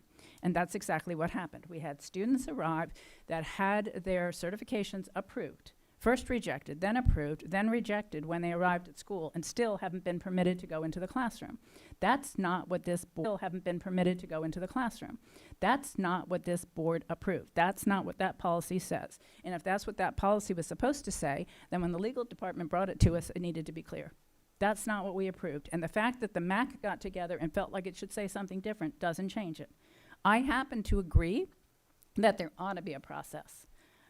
I actually had drafted that as one of the comments, but I sat here and I listened and nobody seemed to have a concern, so I thought, fine, we'll let the medical providers make that determination, and if it becomes too many people providing very weak explanations, we'll deal with it.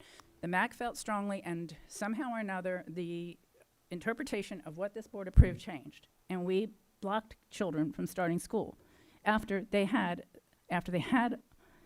significant enough conditions that their doctors wrote a letter. So my issue here is that then I suggested that if we're going to modify this to say that our medical director has the right to approve or deny it, which I agree, that's a good thing. I just think it needed to be clear. And that parents needed to know before the first day of school, if they have ESE students in particular, they should have been contacted and told this could be a problem. And maybe some were, but certainly others weren't. So what I thought needed to happen next was there needed to be an appeal process. I do not think that the MAC is the right body for the appeal process. We did not ask these people to participate on this so that they could sit in judgment of every single application or certification comes in. And some of them have expertise in that field and others don't have expertise, but we're gonna ask all of them to be that what would you call it, administrative hearing officer. And I don't think that the amount of time that they're already putting into this to ask them to take on that responsibility is not what I asked when I asked people to do this. It's not what Dr. Jenkins informed them. It's not in their scope, and I don't think for most of them it's not in their expertise. So I think there should be an appeal process, absolutely. But I think we need to be more thoughtful about what that appeal process is, and I'm confused that we're sitting here today after bringing this up and we still don't have another alternative for an appeal process. So having said that, I think we need to change the language to reflect, but this still doesn't do it, by the way. This language still doesn't talk about how you fix the first sentence. And until you fix the first sentence, which says that you shall not be required to wear one if you have a healthcare provider that's provided a certification. I think we fixed that very easily with a few minor words that I thought would be in here. And then I think it's up to Dr. Jenkins to work with Ms. Enval to come back to us, my opinion, is just mine, with a recommendation for what other ways we could deal with the appeal process. It's a very, very serious responsibility.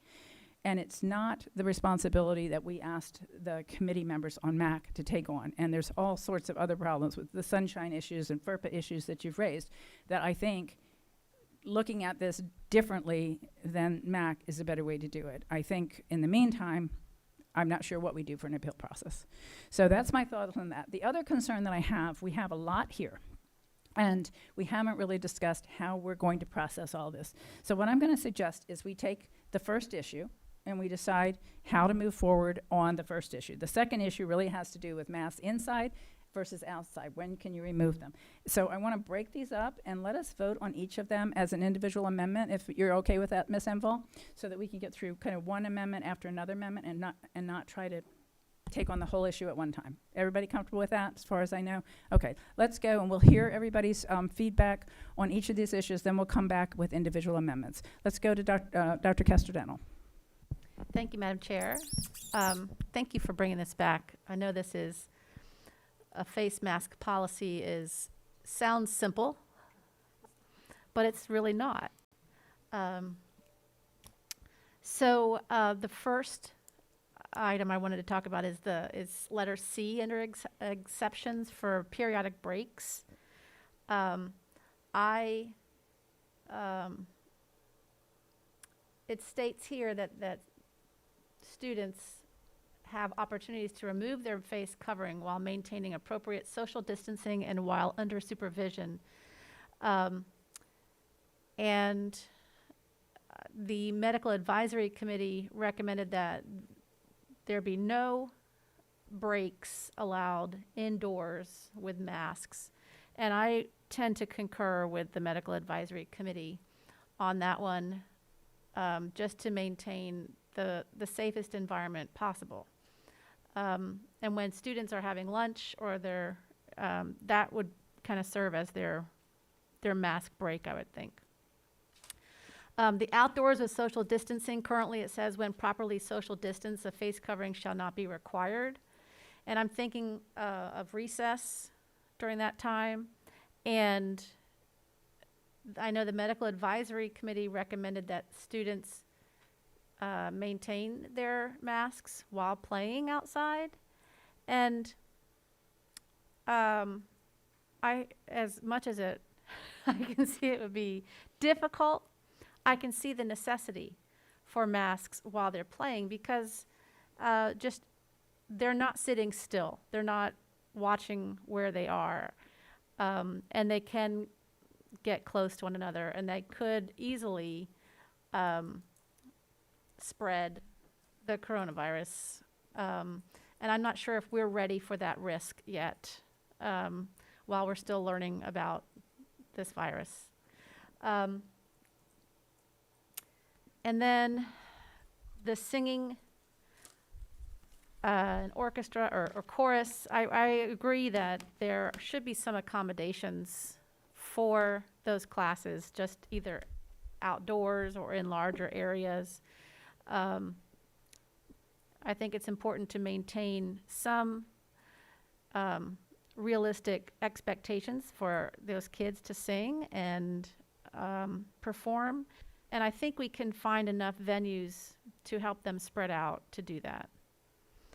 And then as far as other things that we could do, just an idea, if there is a student who does have an exemption in a classroom, we may need to look into providing the teacher a higher level of safety with like maybe an N95 mask. That might help. And then section E, it's not on here as something that we were discussing, but the regularly scheduled meal times, I wondered if that includes snacks or snack time. It does, or if it's not explicitly stated, if it's snack time. So I didn't know if that was something that we should spell out because I've had questions about that as well. It's not explicitly stated, but that was the intent, that anytime the school has a scheduled mealtime, whether it is snack or if, I mean, right now we wouldn't have a cooking class, but if there was anything that had to do with snack, lunch, supper, breakfast, all of those things would be considered regularly scheduled mealtimes. Okay, and that's all. And I'm looking forward to, the process for the medical certification. I think that's an important point. It's causing a lot of angst, and it's still left undone, so I appreciate the effort to go into that. Thank you. Thank you, Dr. Castellano. Let's go to Member Gallo. Thank you. Thank you, Madam Chair. So I have a few questions, and maybe this is something that we'll go through once we break it down. But the appeal process, I was getting a lot of emails leading up to Friday and on Monday that that just the process as a whole was taking a long time. I had one parent reach out to me and said that she's been waiting 8 days, still didn't get a response, and then got called the morning of and said that her son couldn't go to school. So I think I forwarded that to Dr. Vasquez, I'm not sure, but then the concern came, what are we doing for that child? If children are being turned away, how are we accommodating to make sure there's no loss of instruction? These are our most at-risk kids that need constant therapy that just require consistency, right? So this bopping around is not good for them. It's not good for anybody. It's especially not good for our ESC kids. So I was just curious about how long that was taking.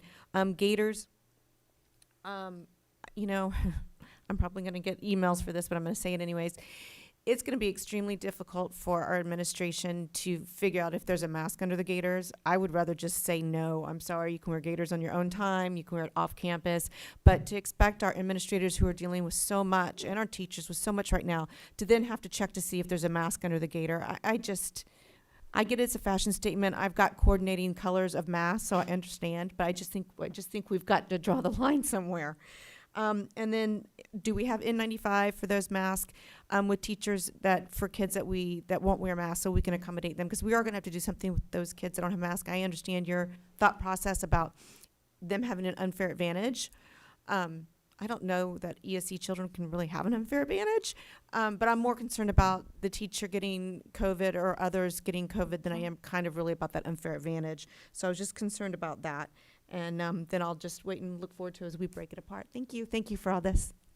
Thank you, Member Gallo. Dr. Gordon, you're recognized. Yes, thank you.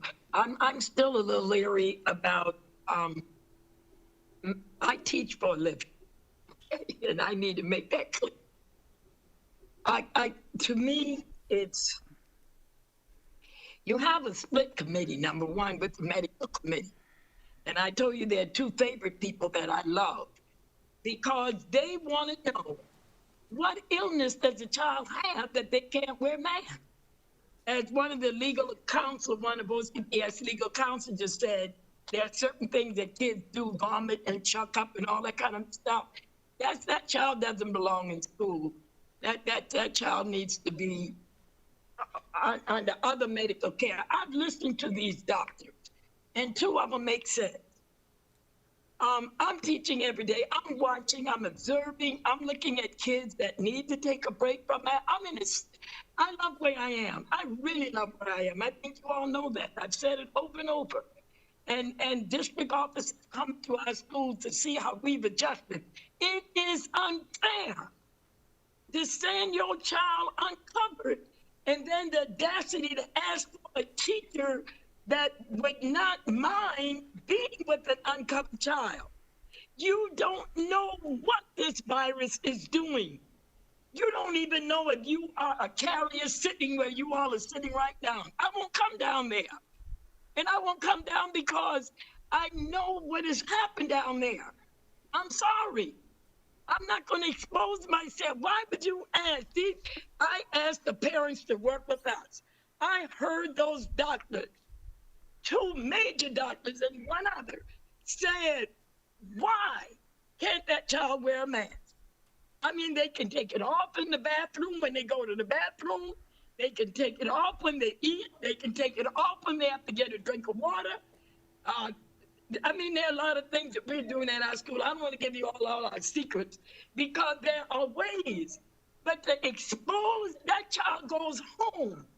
No telling where that child has been, who that child has been around. And God forbid when they find out why the kids didn't get it as quickly, that they may be carriers. They already told the people my age and older and 65 out, be careful. They're the ones already gone, dead and buried. So my part here is that I'm not in agreement of any kind of, I think we're getting ready to get another lawsuit with this documented certification. One doctor cannot do a documented certification. That needs to come from a medical task force. And I know these doctors love the parents. I love them too. But as I told those same parents that's texting you, texting me. And we all have got to work together. The thing we need to do is decide what is the best learning environment to place their child in. And then I want to say something about the masks. People feel comfortable in what they want to wear.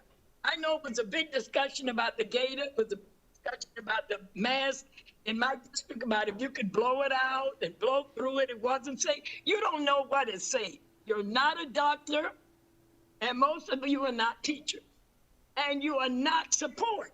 Those kids in that school is exposed to a lot of people in that school. I just counted today how many of those kids walking through my building today that's coming in contact with other people.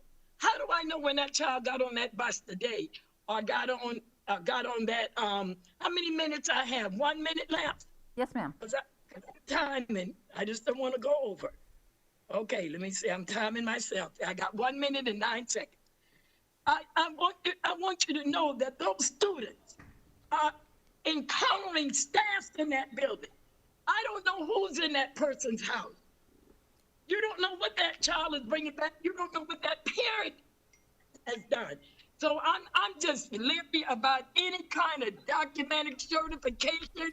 If it ain't coming from the U.S. Surgeon General, the Pediatric Association, or the Psychiatry Association, they said what disease does that child have that they can't cover their face. And they said if they can't, they need to be home. So I'm just saying, as a teacher, I'm sorry. I think that right now, because we don't know it, we are pivoting and we have been fluid. And I think now parents have just got to come work with us and let's get the best placement for their child that would not expose staff in the building that come in contact with their children. I'm through. 8 seconds left. Thank you. Thank you, Dr. Gordon. Member Lopez. Thank you, Madam Chair. I would like to speak about several letters with the periodic breaks. I believe that we need that for the students, of course, but we need more details, and I highly support the recommendation from the Medical Advisory Committee. I believe that we have to be creative in how to allow our students to have the breaks, not inside the classroom, but outside. I don't know what type of instruction we can provide for them, what kind of instruction we can provide to the principals, but I think that, you know, even me, when I'm wearing this mask for 5 hours here in meetings, I need to drink a water or something to just remove the mask for a little bit. I don't know. I think that we have to pay attention to letter C, periodic breaks, and also on D, outdoors with social distancing. I believe that we can provide more details as well, following the Medical Advisory Committee recommendations. Here is saying that the Medical Advisory Committee discussions revealed that face covering should be worn by students outside. As a teacher, as a former teacher, I know that if we allow a little bit to our students, at the end we cannot control, because we're not specifying details on how to wear or when and how to wear the mask. So I think that we have to be very specific for our students, to our students and to our families as well. so nobody can be confused on that one. That is very important. And I know that I received an email from a parent about asking about wearing the mask when they are getting out from the school. So at least I have that email. And on letter F, the strenuous physical activity. I was thinking about the PE classes because a face covering should not be required for any person inside or outside of any school district facility or school district building while such person is engaged in strenuous physical activity, provided social distancing from other persons is maintained. I was also thinking about recess, also thinking about PE classes, about running around the school. I don't know. I think that we also have to follow up with the medical advisory committee. They are recommending to these discussions revealed that face covering should be worn during strenuous physical activity. And I know that is also risky for our students because if they are asthmatic or something like that, we cannot see how they are breathing. So I think that we should also provide maybe a waiver or something, a letter to the parent explaining why we are requiring to use the mask. And if you're running with somebody else, even if you're trying as a child, trying to keep up the distance, it's going to be very hard. Not using the mask and, playing around and the mask and the teachers helping. I don't know. I'm just trying to analyze this situation. I think that we should be very specific and try to follow the recommendations from our advisory committee. And the last one is letter G. I think that musical, choral, and theatrical performances are very important for our students and for our communities as well. But from what I see here, they're recommending not even to have that. I think that it will be great to have them outside because that was one of the recommendations from the medical advisory committee, that they can have that type of class or practice outside of the classroom and keep the distance so they can sing and practice.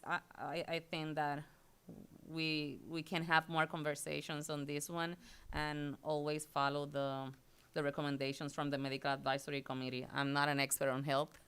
I'm just trying my best to represent my community, but I have great schools having arts and chorus, and my heart breaks just with the recommendation on should not be permitted at all. So I'm not in support of that. I'm more in support of others' opinion that chorus singing should only be done while outside while observing social distancing. Thank you so much. Thank you, Member Lopez. I'm up next, but let me do this. What I would like to do, Member Byrd is after me, and we haven't heard from her. Member Colbert, we haven't heard from you. I would like to, Kessler Dental, if you're okay with this, we'll take Byrd and then Colbert, who we haven't heard from. And then I'll come in after that. What I'm going to try to do is start us methodically going through each one of these, because we'll have some input and take action on each one after that. And then Member Kessler Dental, we can hear from you at that point. So let's go in that order. Member Byrd, then Member Colbert. And please move me down after Member Colbert. Okay. Then, Chair, do you want me to just focus on the exemptions right now, or do you want me to go through all of them? Go through whatever you want to go through right now. Okay. Okay. I tend to echo what Member Gordon said as far as, we really have to, I feel like we really have to be concerned with our teachers and our other students, the exposure that they're going to be exposed to. On the other hand, I understand the need for the real struggle we have with our ESC kids and making sure that they're getting the services they need. So, I'm really torn on this. I don't know, and I don't really know what the answer is other than, maybe like you said, exploring other safety procedures. And I think Member Gallo said the N95 masks for the teachers, face shields, possibly the plexiglass. But I also think that I just think that we really do owe it to the other students in the classroom and the teacher to keep them as safe as possible. So I don't know. I don't know what to tell you about this one. It is just such a difficult situation. So I'm still really torn on that one. I want to talk about the periodic breaks, though. And I'm just confused by the medical advisory's advice here because, and I was not able to listen to attend Friday. I was at schools, but I see that they said the face covering should only be taken off while outside for periodic breaks, but then in the very next comment it says they should be worn outside. So I tend to agree that with their suggestion, of course, with the periodic breaks, I'm concerned about letting students take off their masks during school. I think we should, inside the classroom, I think we should try to keep that environment as safe as possible. So I think allowing a student to go outside, step outside, take their mask off for a minute, come back in would be fine. I also think if as far as, what Member Lopez said about recess and PE and the kids playing and being close, and the medical committee thinks they need to have their mask on, I would agree with that because I think that it's hard to keep kids apart.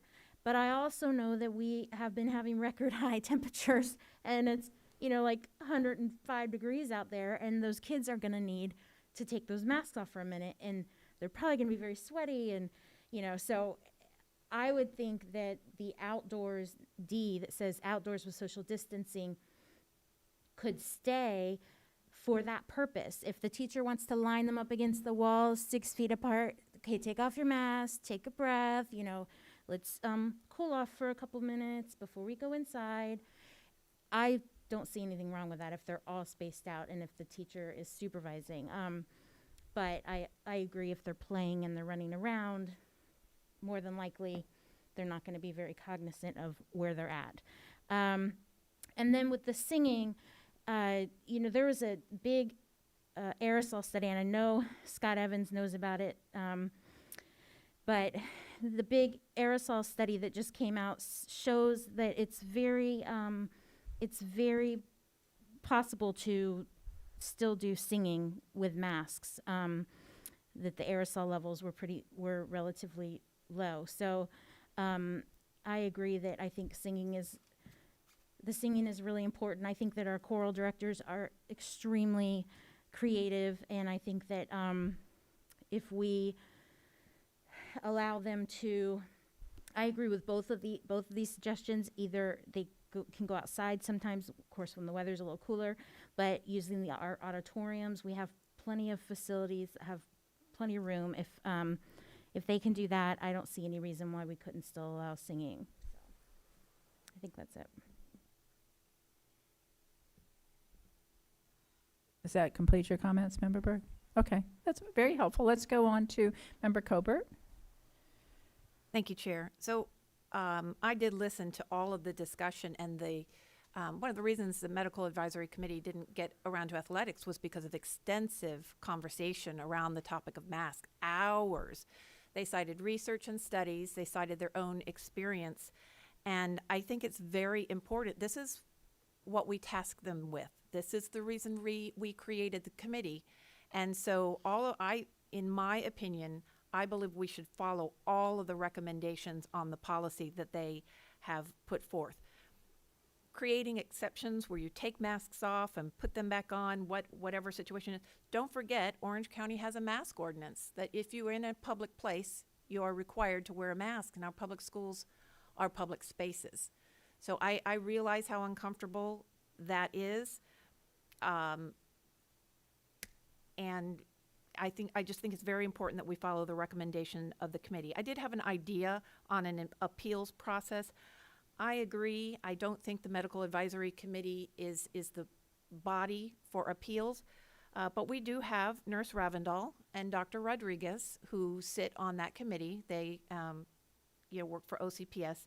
And we do have the LPNs that we are hiring in all of our schools. We could create a body with Dr. Rodriguez, Nurse Ravindal, and a few LPNs that could serve as the appeals body if we wanted to do something along those lines. Board Member Colbert, the person right now that's our medical advisor that is approving the masks is Dr. Rodriguez. Right. And So so the I don't know first if you want step would her be to sit on her. that or And on then, that committee so, or, right, okay. so for the appeals process, that would be difficult for her to be on both sets of committees. So maybe Nurse Ravindal and some of the other LPNs, or if there was another doctor that, we want. So we could create a body that we are familiar with, who are also familiar with our schools because they're in our schools every day, our LPNs, for example, that might serve as an appeals committee. Those are just my thoughts and recommendations. And the reason that we looked at the medical advisory committee as the appeals body instead of something else was because the school district, we didn't want our lay people making decisions that are medical, and it just didn't seem appropriate for our ESE staff, who are teachers and very, very smart, but to make decisions regarding the medical implications of a child. Exactly. All right, thank you, Member Colbert.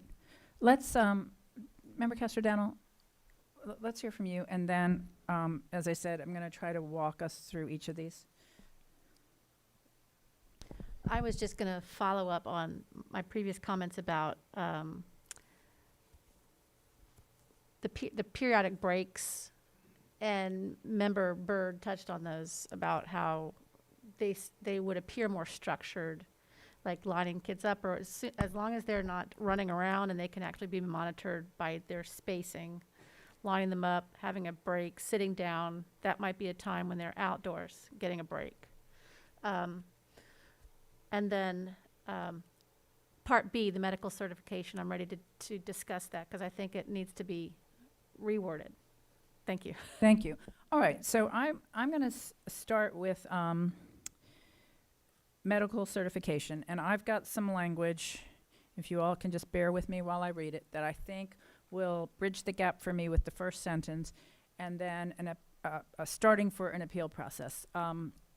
A face covering shall not be required for persons who present school officials with a certification and sufficient documentation from the individual's healthcare provider that is determined by district officials or the district official or the medical director, whatever term legal suggests we use there, to demonstrate that the individual has a medical condition that prevents the individual from being able to safely wear a face covering. We keep the rest of the language that's in the red underlined language. And then at the end, we end with an appeals process shall be established utilizing a third-party medical professional. Now, with that, there's some work to be done. I think it's important that the medical professional be a medical professional in the area in which the exemption is being asked. So for instance, if it is a behavioral medical issue, a pulmonary doctor is not going to be the right person to be deciding whether this person's behavioral challenge is a reason for an exemption. At the same time, if it's asthma, I don't want a behavioral specialist deciding whether this child with asthma rises to that level. I don't know that I'm not disagreeing with Dr. Akin or Ajayi as to whether or not there should be any exemptions for asthma. I'm just suggesting that I think we need to look to probably our healthcare providers. I think the person needs to be a third party and with great expertise, and I think it should be the same person evaluating the same type of requests, because I don't want one child coming in that's an ESC student that's appeals and gets approval, and another child in exact same situation, and we use a different medical professional to evaluate them, and they get a different answer. So I think we need to establish that process, and I think we really, at this point, cannot do that at the table here. I think we need to look to Dr. Jenkins and Ms. Emval to come together and figure out what that process, that appeal process looks like and who we're using. That could come back to us for final approval, or we could just delegate it in this policy for them to establish that. But I would put that change in terms of the first sentence, keeping the rest of this, and saying that an appeal process shall be established using a third-party medical professionals. And that would be a motion to amend the policy EBBA to include that. And that's the first amendment. Is there a second for that amendment? Madam Did- Chair, would it be easier if you could see it on the screen so you could see the language? Which means we'll have to type it in. It might be, it would be easier for me Yeah. if I wasn't reading it. If I were you guys, Do I'd you have the want to language see that it. I sent you this morning? Because I think it's almost identical to what the chair had just stated. Yeah, I'm What? not married to this particular language. I just want that first sentence changed to incorporate. Can you go back up to the top where that is? I can come type if you want. Yes, Yes? please, because you know how I am with computers. Public typing is not my thing either. It is not, No. but if we have the other language, I had already added it. Do you want me to get it? Wait, how did you? That's what I'm trying to explain to you. Oh, you can't see it on the. No, you cannot. Oh, you have to edit it on, it's not on this screen, it's only on that screen. Well, that's fun.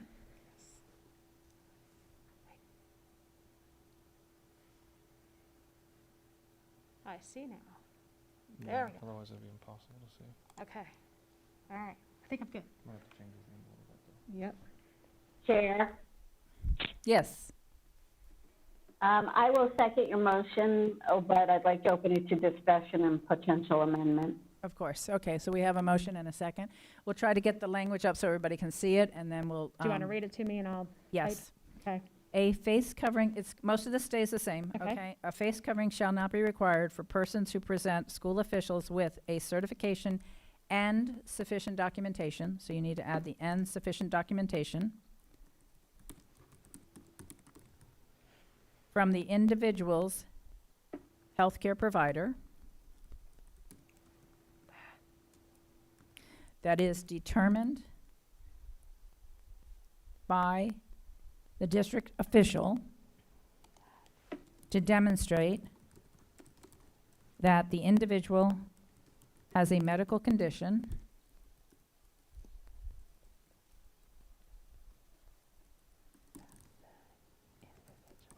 that prevents the individual from being able to safely wear a face covering.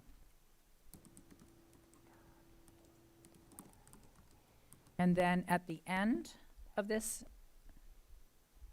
So it's there, hang on a second. That prevents the individual, but we have that already, right? It was safely wearing. From safely, okay, I'm just gonna do this. Safely wearing a face covering. then you get rid of the rest of that sentence. You keep everything else. At the bottom of this, Do I get rid of the next one too, an example? you can keep it or leave it. The example is now relevant because what we just talked about, but Right, then you jump down to the bottom. okay, In the event, down at the total bottom, right? in the event, there is a dispute between the individual's healthcare provider and the district official, an appeals process to an independent third party will be created by the superintendent and general counsel. Provider and the and the district official. Uh-huh. An appeals process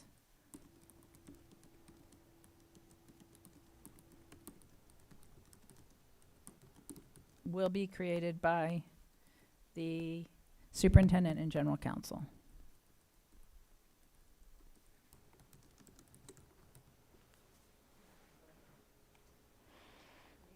Let me see if I can. The problem is with it right now is that we are not in a position today to create that appeal process because I don't think we know exactly how we're going to do that. So we can do two things. We can delegate it to the superintendent and the general counsel, or we can leave it that an appeals process will be created and we can bring it back to this board to approve what that appeal process is.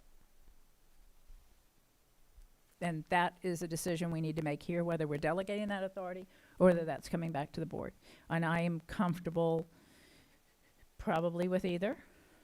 But it's it's a very important issue what that appeal process looks like. So let me go to Vice Chair Gould, because you had mentioned discussion and a possible amendment. So let me begin with you for discussion, if we could. Great. Thank you, Chair. And I like the changes that you've made. The one thing that I would suggest is that we would put parameters around what that appeal group would look like. And in my opinion, it should be kind of a hybrid of what we've been discussing. LPNs are not qualified to ever override a doctor, but the working RNs in our school, along with our nurse representation on that board, plus maybe 2 to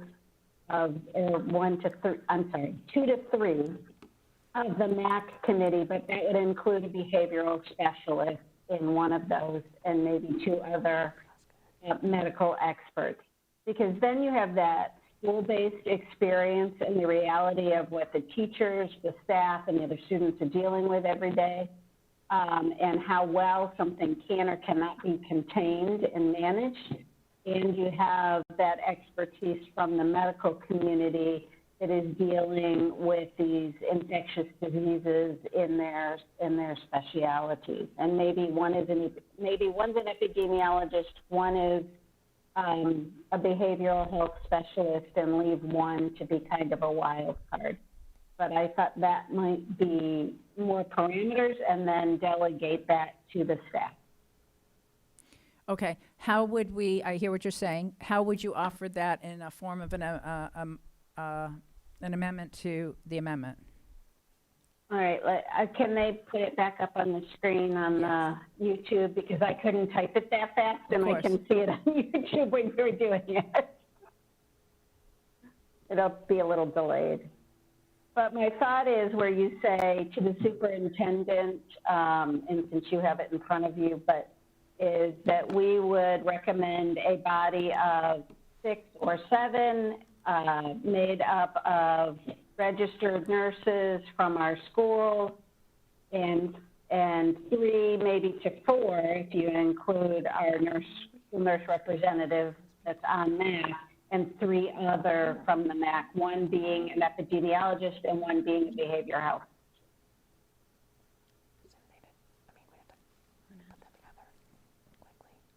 I will rely on someone else to wordsmith that into that, since I can't see it and couldn't write that fast.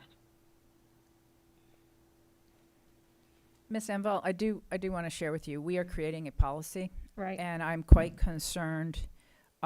We have a lot of work to do on these, and these other changes are not drafted either. They're not, because this was the first opportunity the board had to address or review the recommendations from the Medical Advisory Committee. So this is the first time the board's been able to discuss those and move forward with those.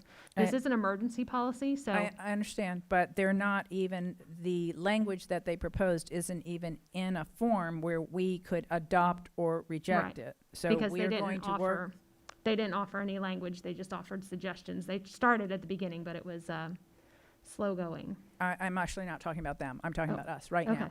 Are we in a position right now to draft on the fly all these amendments? What I would have preferred to see is the language that you take what they recommended and give us what that would look like so we could accept or reject it, rather than the board, 8 of us here working together to try to draft this. And I think that's going to be very difficult to do. We can certainly bring it back with that. I think that might be a better thing to do.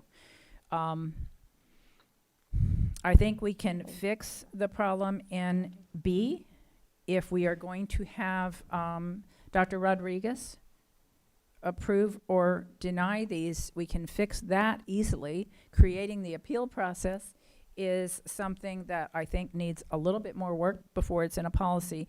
And the rest, I've heard a lot of great feedback from the board. I think there's a lot of consistency in our thoughts about the inside, the outside, et cetera. But I think it will be much cleaner, much quicker for us, and in the end, a much better product if we have those drafted and brought back to us. And then we're wordsmithing a word or two here rather than creating Yep, and that'll be fine now that we have input from the board. We didn't have input with the board No, to I bring understand. forward, so this is So very perhaps we helpful. could come back on Thursday? Is that a possibility? Absolutely. This Or Thursday? are we too late? Yeah, probably We- too late for notice, right? No, we would have to notice it for Friday for a Friday? special school board Okay. meeting, because we need 48 hours. We could Or work we on can the bring it- language, though. But we could still work For on the tomorrow. language. Okay. And we could do it next, I mean, I don't know what your schedules are, so it would have to be scheduled for a special school board meeting on this policy. Okay. For the time being, does the board want to just forget about the appeal process for right now, take that off, just adopt that one change to B, so that what is happening is consistent with what we are approving, which is that Dr. Rodriguez right now still has to say yes or no, rather than it be every person's doctor who may write a script that may or may not be something that should allow a child in a classroom. I firmly agree that that's a concern, and I agree with Mac. My problem wasn't that I disagreed with him. My problem was that's not what our policy said. So we have a motion and a second. I would take off the appeal process. I would modify my motion to delete that, come back at the next opportunity and have language in place and a recommendation from you and the superintendent, and I'll come right to you in just a minute. So Vice Chair Gould, that would be, my preference would be to amend my own motion if you would support it as a seconder. I do support that Okay, thank as you. they go back and restructure that. Perfect. So let me hear from Member Gallo. Thank you, Madam Chair. I'm hoping that tonight, I understand the need to wordsmith and bring back a policy, but under item 2, it was very simplistic. It just states, it scratches out respirators and puts in exhalation valves, and then it crosses out the net gaiters. If we could at least just get that approved tonight. I think that language, what we have there, Ms. Enval and Sarah. Ms. Corin. Horan, thank you. I was struggling with how to pronounce your last name. I apologize.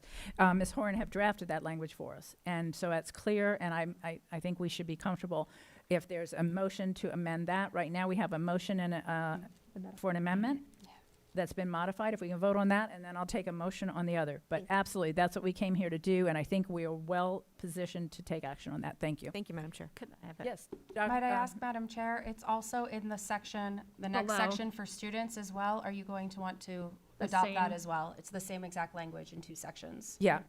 Right now, we're going to take up the motion we have. You're on the second motion that's going to come up, right? We're actually also just proposing that there is a third motion because you need Yes. to propose Yes. it. the Okay, third. thank you. I wasn't sure if you were saying that the first motion is someplace else. Thank you. We'll come right to that. Thank you. Dr. Casterdental. Thank you, Madam Chair. On the issue of the medical certification wording, I keep getting caught up with the title medical certification, and it sounds like the students and parents are offering the certification when I think they're asking for a request. It's more of a medical exemption request, and we are offering approval. So I think those steps need to kind of be in there, that they provide the documentation with the request, and that OCPS, through our procedures, approves or denies that. Just my thoughts. And the that's wording. what that language was intended to say, but are you thinking the title itself is Yeah, the problematic? title and the first sentence, because it sounds like they present their own certification, and then that's not really what they're presenting. They're presenting documentation from their doctor, and then we then approve whether or not it's acceptable. Right. So that's all I wanted to say. And that was the part about is determined. I was trying to do it with the least number of words, which isn't always the best way to do things. Ms. Horan, did you have other language? I actually did have language that I had drafted this morning, Please. and it states a face covering shall not be required for persons who have been approved for a face covering waiver due to a medical condition that prevents the person from being able to safely wear a face covering. A medical certification from a healthcare provider and supporting documents submitted by the applicant shall be submitted to school officials for review by the district medical advisor. The district may also provide it at its discretion supporting documents for review pertaining to the applicant. The only thing I would change about that, you said it is for review by the districts. For approval instead. I would say review and, Review and approval. yeah.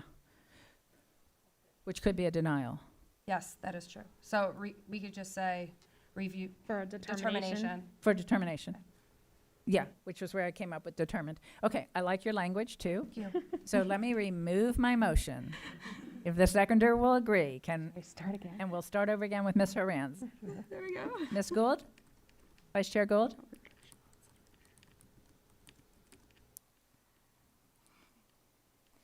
Yes, All right, thank you. button one word.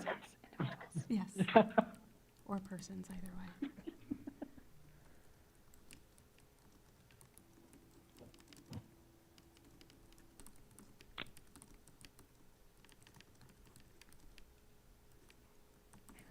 Oop, I think I've lost it. You just copy and paste. Can you hear me? Yes, we can hear you, Vice Chair. Okay. So I am fine with the amendment Uh-huh. that you made, and I'm also fine with moving forward. Okay, Healthcare provider and support all right. documents. We're almost done with the language so that we can all read it. Submitted to school officials. Wait, after supporting documentation. Submitted by the applicant. Shall be Applicant or submitted. individual? Individual is fine. Okay. Shall be submitted to school officials for review by the district medical advisor. Period. Period. The district may also provide, at its discretion, supporting documents for review pertaining to the individual.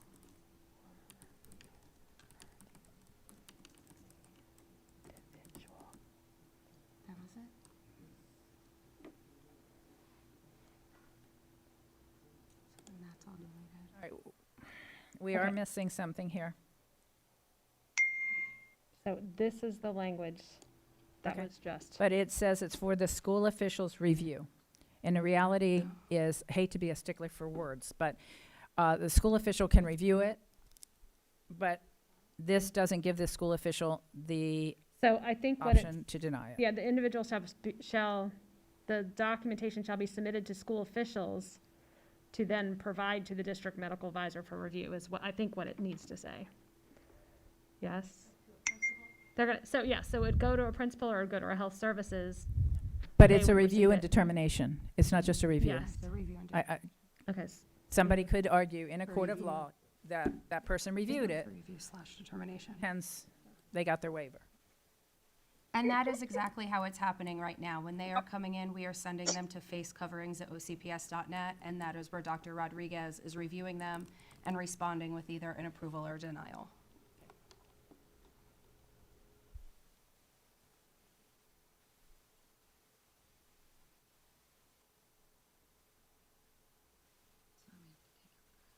Yeah. That needs to come out. I'm telling you, it's It won't let me go down further. How are you used to that one? That's right. Okay. Dr. Jenkins? Critical eye? Are you comfortable that everybody will understand that that determination is a determination of whether or not there is a waiver granted? Yes, I think that's good. Okay. I had added in So, I'm sorry, Chair, I had a question.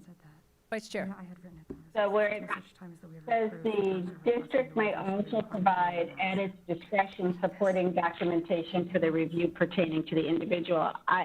I thought that from the discussion last week, that Dr. Rodriguez said she is requiring everyone to have documentation. It's Yeah. not just a prescription.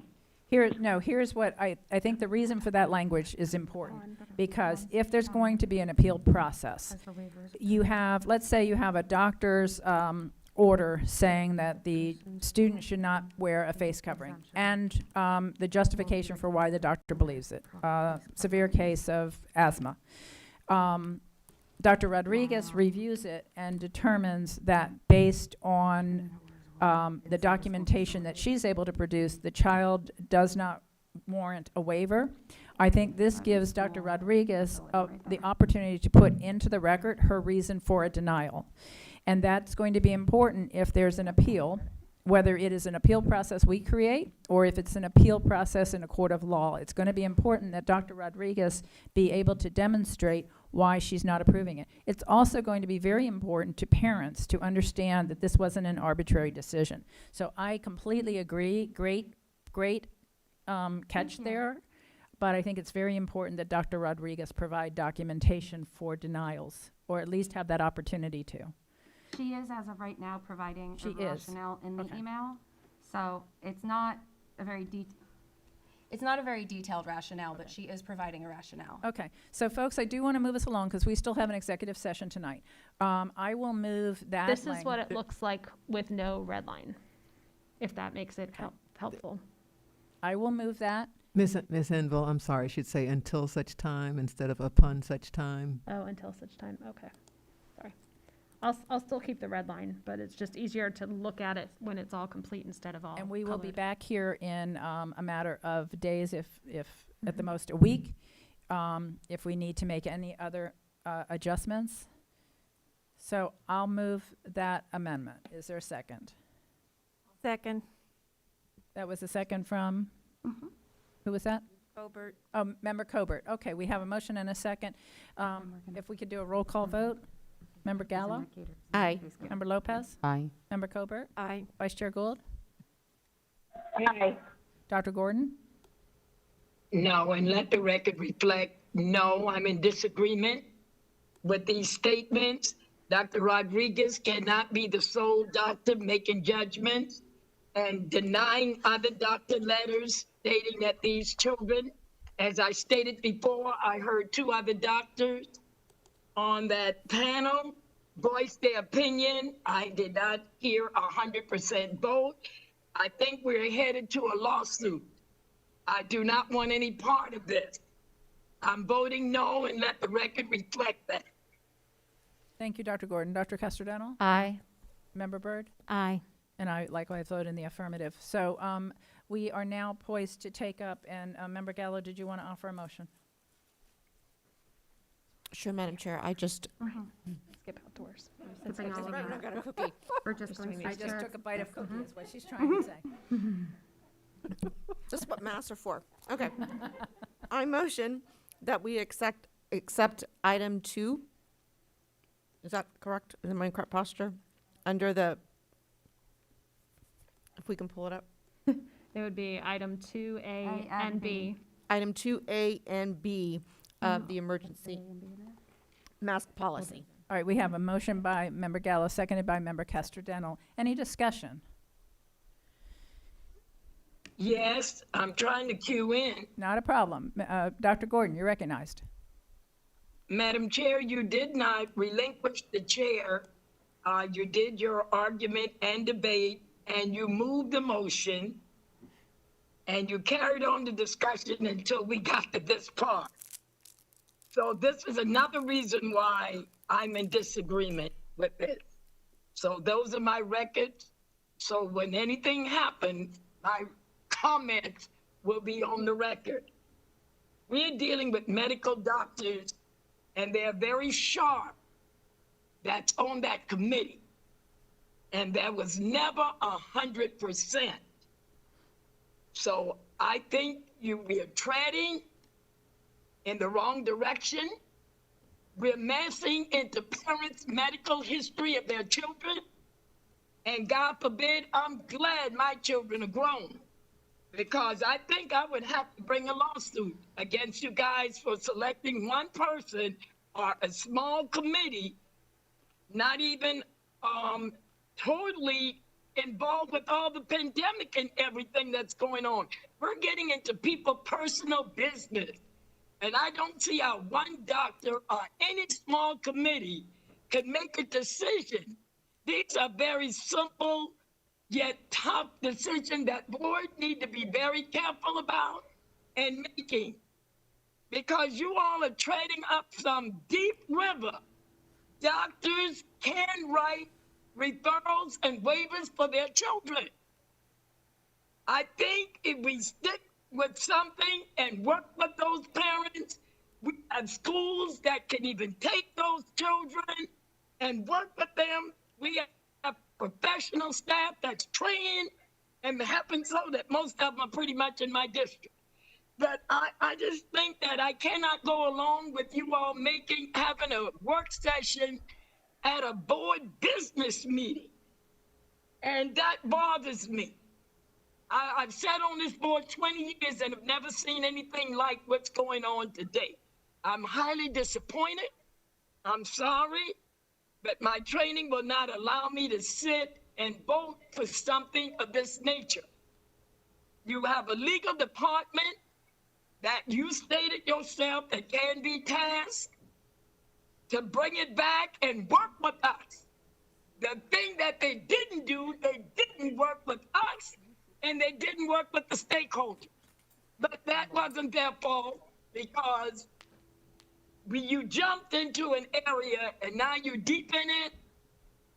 I can't be a part of that. I'm sorry. Thank you. My vote is no in the negative.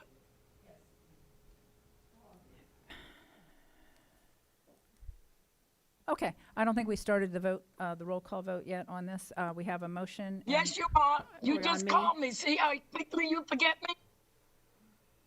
That was the roll No, call actually, vote. that wasn't the roll call And I vote. You interrupted because you wanted to be recognized. I asked if there was any discussion interrupt, before I you started the got roll me. call vote. I asked if there was any discussion before I started the roll call vote, and you said Yes, yes, and and you were that's the trying to cue discussion. in. So I recognized you. We haven't started the roll call vote. We have a motion by Member Gallo. We have a second by And Dr. you should not Castellano. have made the And motion. where You shouldn't I have made didn't it. make a didn't even motion. leave I your did not chair. make a motion. I'm sorry, you're confused about this, but that's not what happened.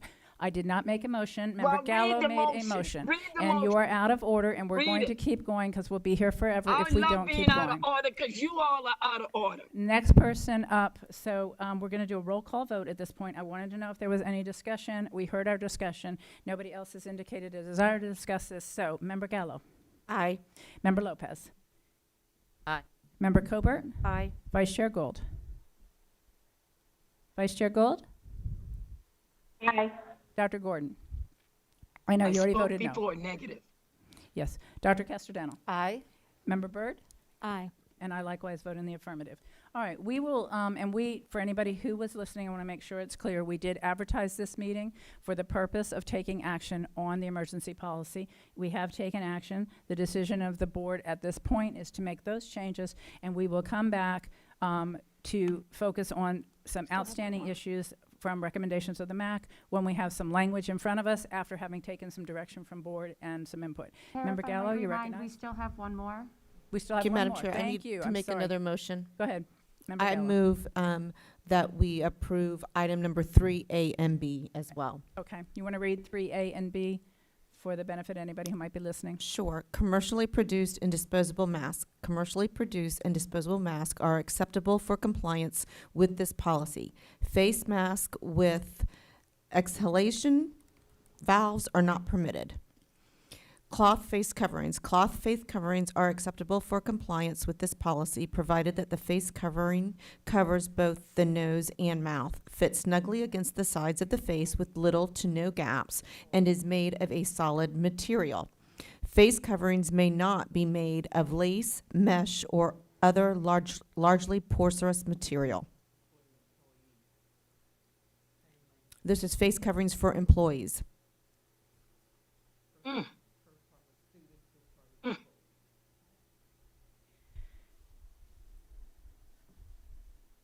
Thank you. So it's thank you.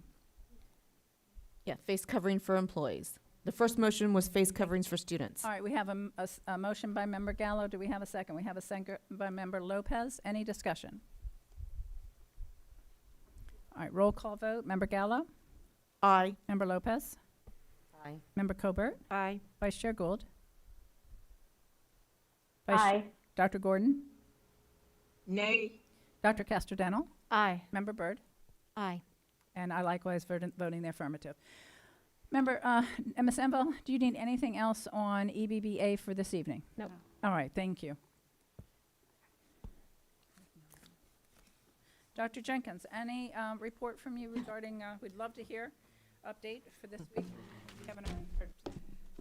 I will be very brief, Madam Chair, members of the board. Just a reminder to all of our employees and our parents that the 4.0 release of the COVID-19 Health and Safety Handbook is out on page 4 of that document. It will summarize the changes for you. 4.0 has the latest changes based on CDC and our consultation with the Department of Health. Also love to remind parents and employees, anyone who's not feeling well, we ask that they stay at home so that they do not create additional issues at the school site. If a child is sick and waiting for results of a COVID test or has a sibling who is feeling sick, anybody in that family that has tested positive, out of an abundance of caution, we ask those parents to please keep all of the siblings at home. Another reminder as well, face masks should be worn on the way to and from school if they are walking with groups of students, not just on the school bus, but also walking to and from school if they are with groups of friends. We ask that they wear their face mask as well. Bring a spare face mask in case it gets really moist and you want to have a dry one, and also bring a water bottle to use at school as well. We've had a pretty good first 3 days. We look forward to continuing to work with parents and teachers and administrators to educate our students while keeping them safe. Madam Chair, I will save the rest for next time.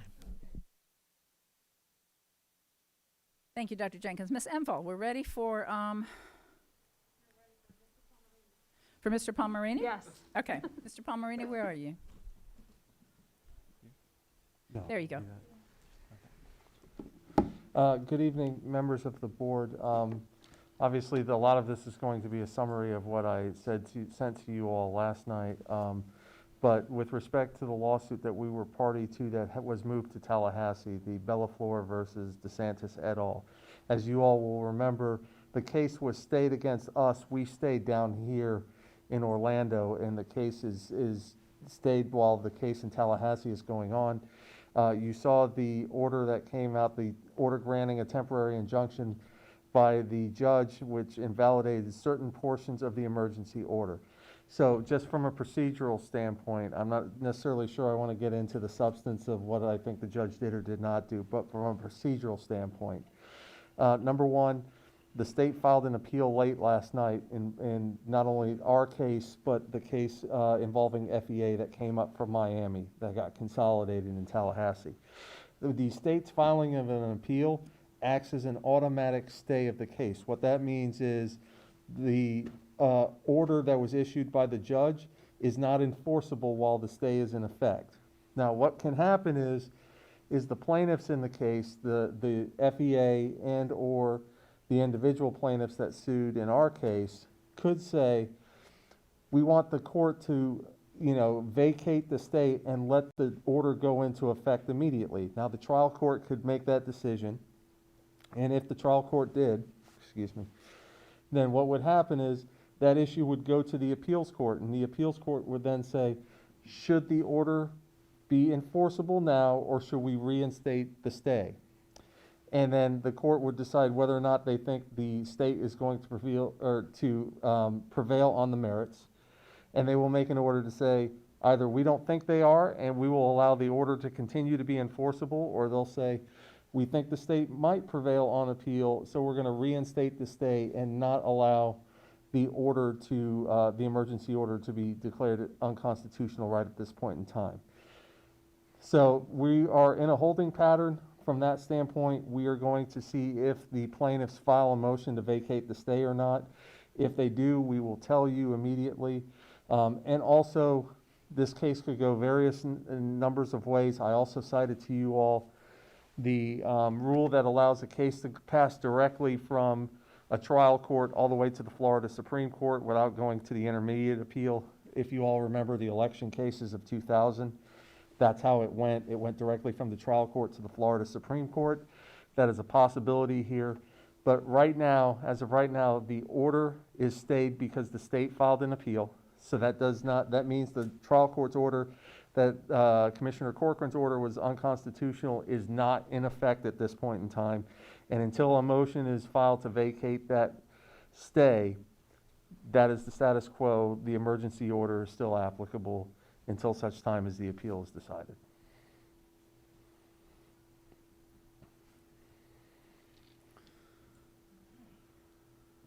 Any board members have any questions at this time? Member Gala? I think that was from before.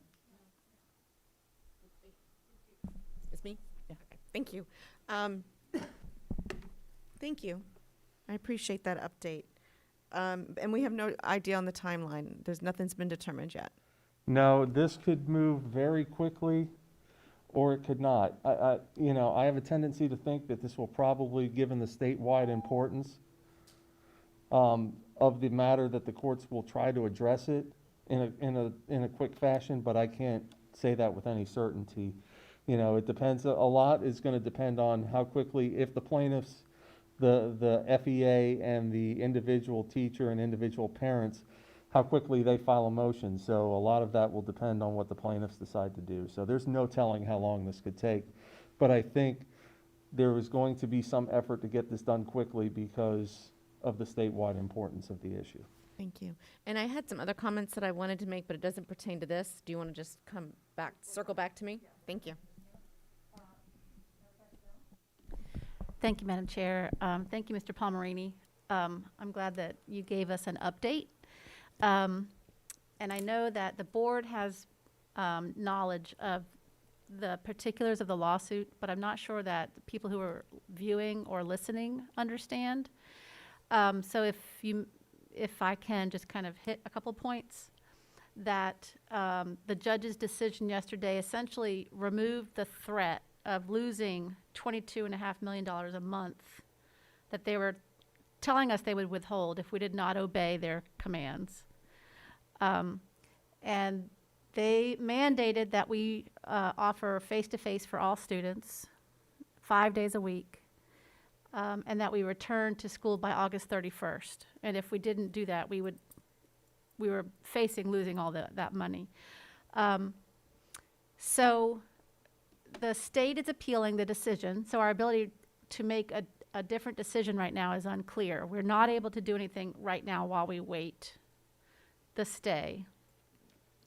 But that doesn't mean that we can't imagine where some of our flexibility might appear within the plan. I will say that when I receive a lot of the emails from parents and teachers about the frustration with the district and our plans of how we're putting these into operation face-to-face and launch ed, and whether we have enough devices, and whether teachers can go back to launch ed or whatever their preferences are, they all go back to that mandate because we had a plan. We were devising a educationally sound plan for our students using the lessons we've learned during the spring and using people who have the expertise in teaching and learning. And we were able to do that without busting our budget and allowing people to come back to school a couple days a week at a time, and then also put in some accommodations for students who are high risk or at risk and high needs. And we were putting together a pretty good plan, and even looking at how we would social distance our high school students by using block scheduling so that they weren't changing classes so often and we could cohort them. And when this mandate came down, we had to scrap all of those plans.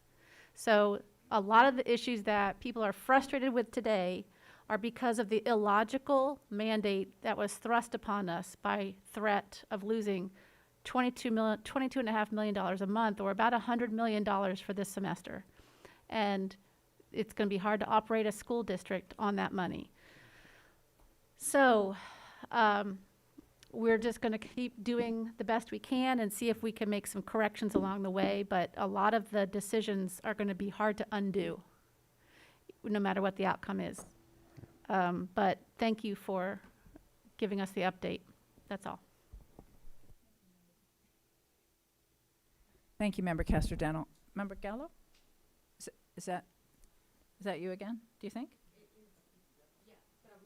On the other, okay, let me just comment on Member Castrodental's comments. One thing I'm not sure is correct is the block scheduling.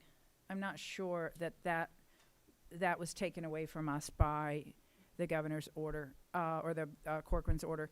I do know that the hybrid approach, one of the options the superintendent was going to bring to the board, was taken away, because the idea that students might come a couple of days a week and then a different group would come the other days of the week, that option was lifted off the table because we had to open all schools 5 days a week for all students that wanted to come. And there was no way that we could logistically do that. So it did remove some of the options. I'm not sure if the block scheduling was one of those options or not. And I think the rest of it, I agree with what you said. At a time when we were gearing up to make what we thought would be the best possible decisions, we lost most of our options. The challenge for us now is, one, we need to wait long enough to figure out whether or not there is even an opportunity for us, because we have a stay, and then we may have a vacation of a stay, and then an appeal for the stay.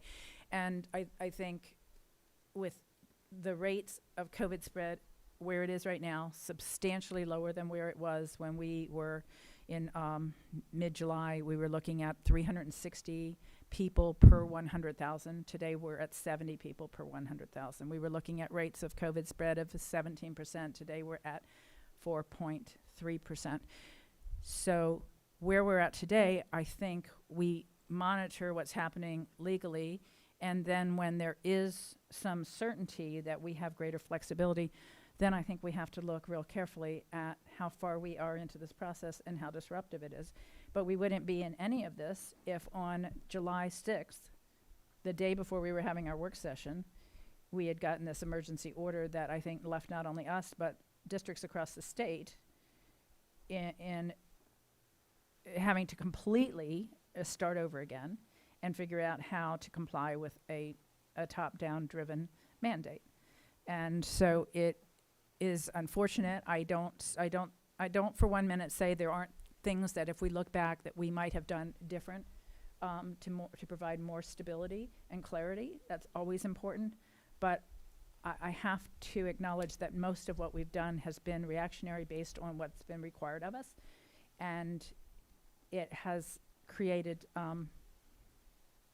a lot of confusion and hasn't resulted in the best possible educational environment for our students. And that's always needs to be our goal. So I thank you for helping to clarify that, because I think so many people are justifiably completely confused right now. So if there's any further comments on this, it appears that we do. Member Byrd, and then Member Gallo, I will come back to you when we come to other issues to take up. Member Byrd, on this subject? Oh, no, I'm sorry. Mine's on other. All right. I was just Then we'll move off of this subject, and let's move on to specifically comments from board members, statements on policy level issues. Let's start with Member Gallo.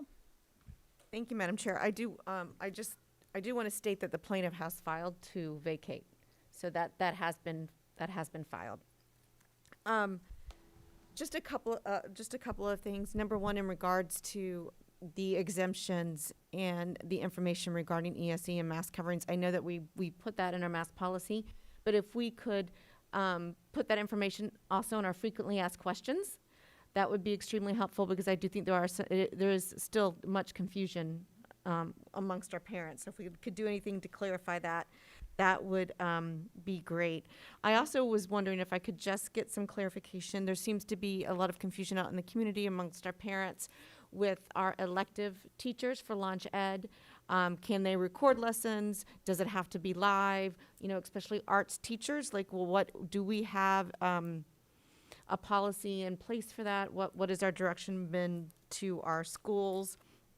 And then also just on, I know that we've had a couple of, we had some bus drivers that did test positive for COVID.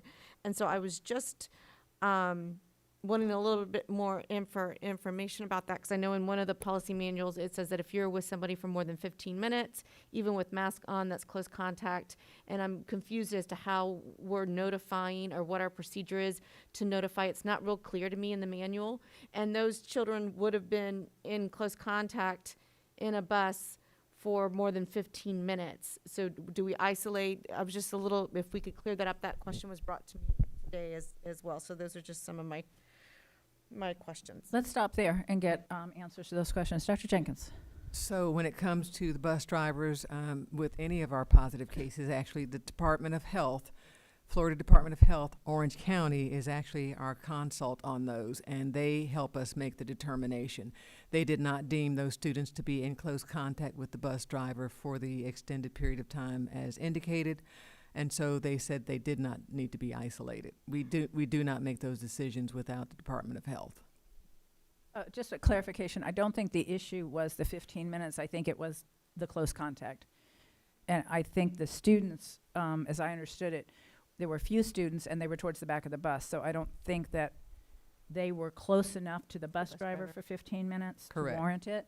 Correct. Because yes, the bus trip was more than 15 minutes, but Yeah. if you're 20 feet away from somebody, And you're not in close that's contact. not close contact. Yeah, a couple of the bus routes had 3 students on it, 12. They were, most of them were very small numbers on those buses. Fair So enough. And I- a follow-up question? Yes, absolutely. So in all cases related to positive COVID, will that be our standard procedure, that we will go to the Department of Health and the Department of Health will make the determination on if we isolate classes or students who, Absolutely. We will always consult with the Department of Health.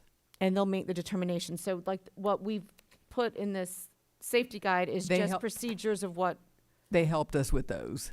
Those No, ma- I understand that. I was just, Yeah. I was just confused because it seems like what we put in here was a little different than what we did. That's why I asked the question. we will always consult with the Department of Health.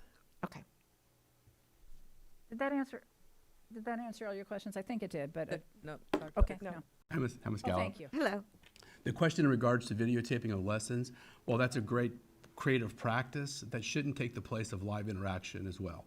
So my department, because I oversee the visual performing arts along with PE, we're going to do some additional training to make sure that those teachers have both the ability to do live and creative lessons with videotaping. So we're going to address that next week. Okay, so we're going to allow both, then, essentially. Correct. Okay. Videotaping should never replace live interaction. Although there's some creative lessons, in fact, we're even creating some ourselves as a tool to assist, but not in the place of live interaction. Okay. Thank you so much. You bet, absolutely. All right, let's go to Member Byrd. I just wanted to kind of touch real quickly on the last few days, and I will agree with Dr. Jenkins that I think from what I saw Friday in schools, I was really impressed. I saw such excitement. Kids were so excited to be back. Teachers were excited. Everybody, it was just such a happy place. And the policies and procedures that the schools outlined all came together really well. Everything looked good.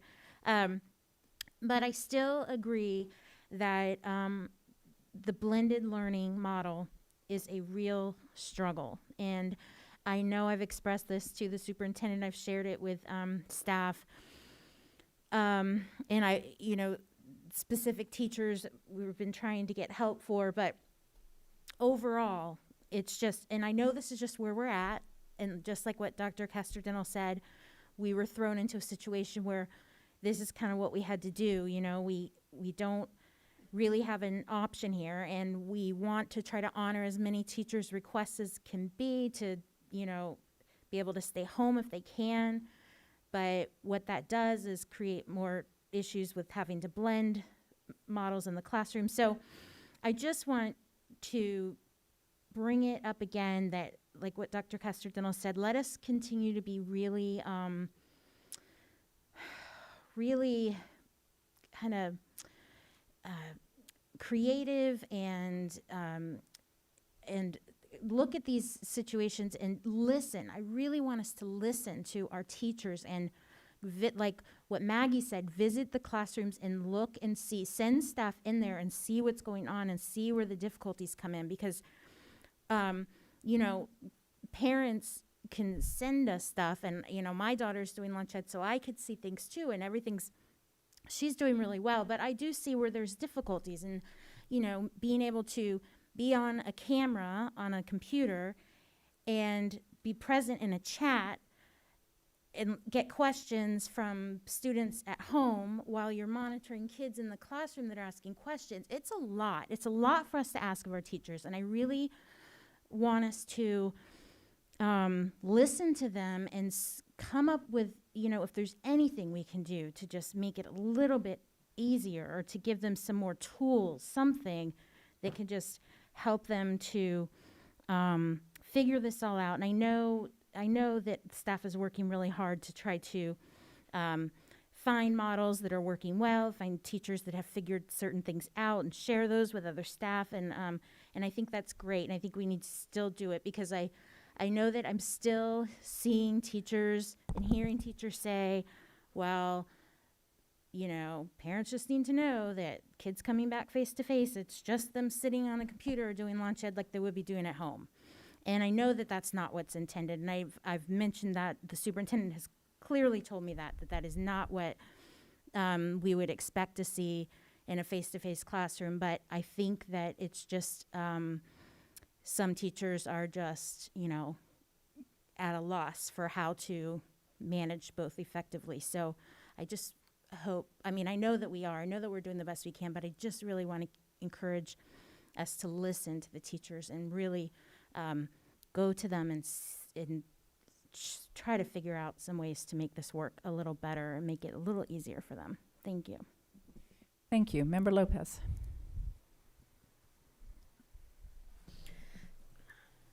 Thank you, Madam Chair. I have a few questions. The first one is about the leave of absence. What are the responsibilities when an employee, staff member, or a teacher asks for a leave of absence of that person? Do they have to write lesson plans? Do they have to do something? What are the responsibilities for them? This question is for maybe to the superintendent or to the legal counsel.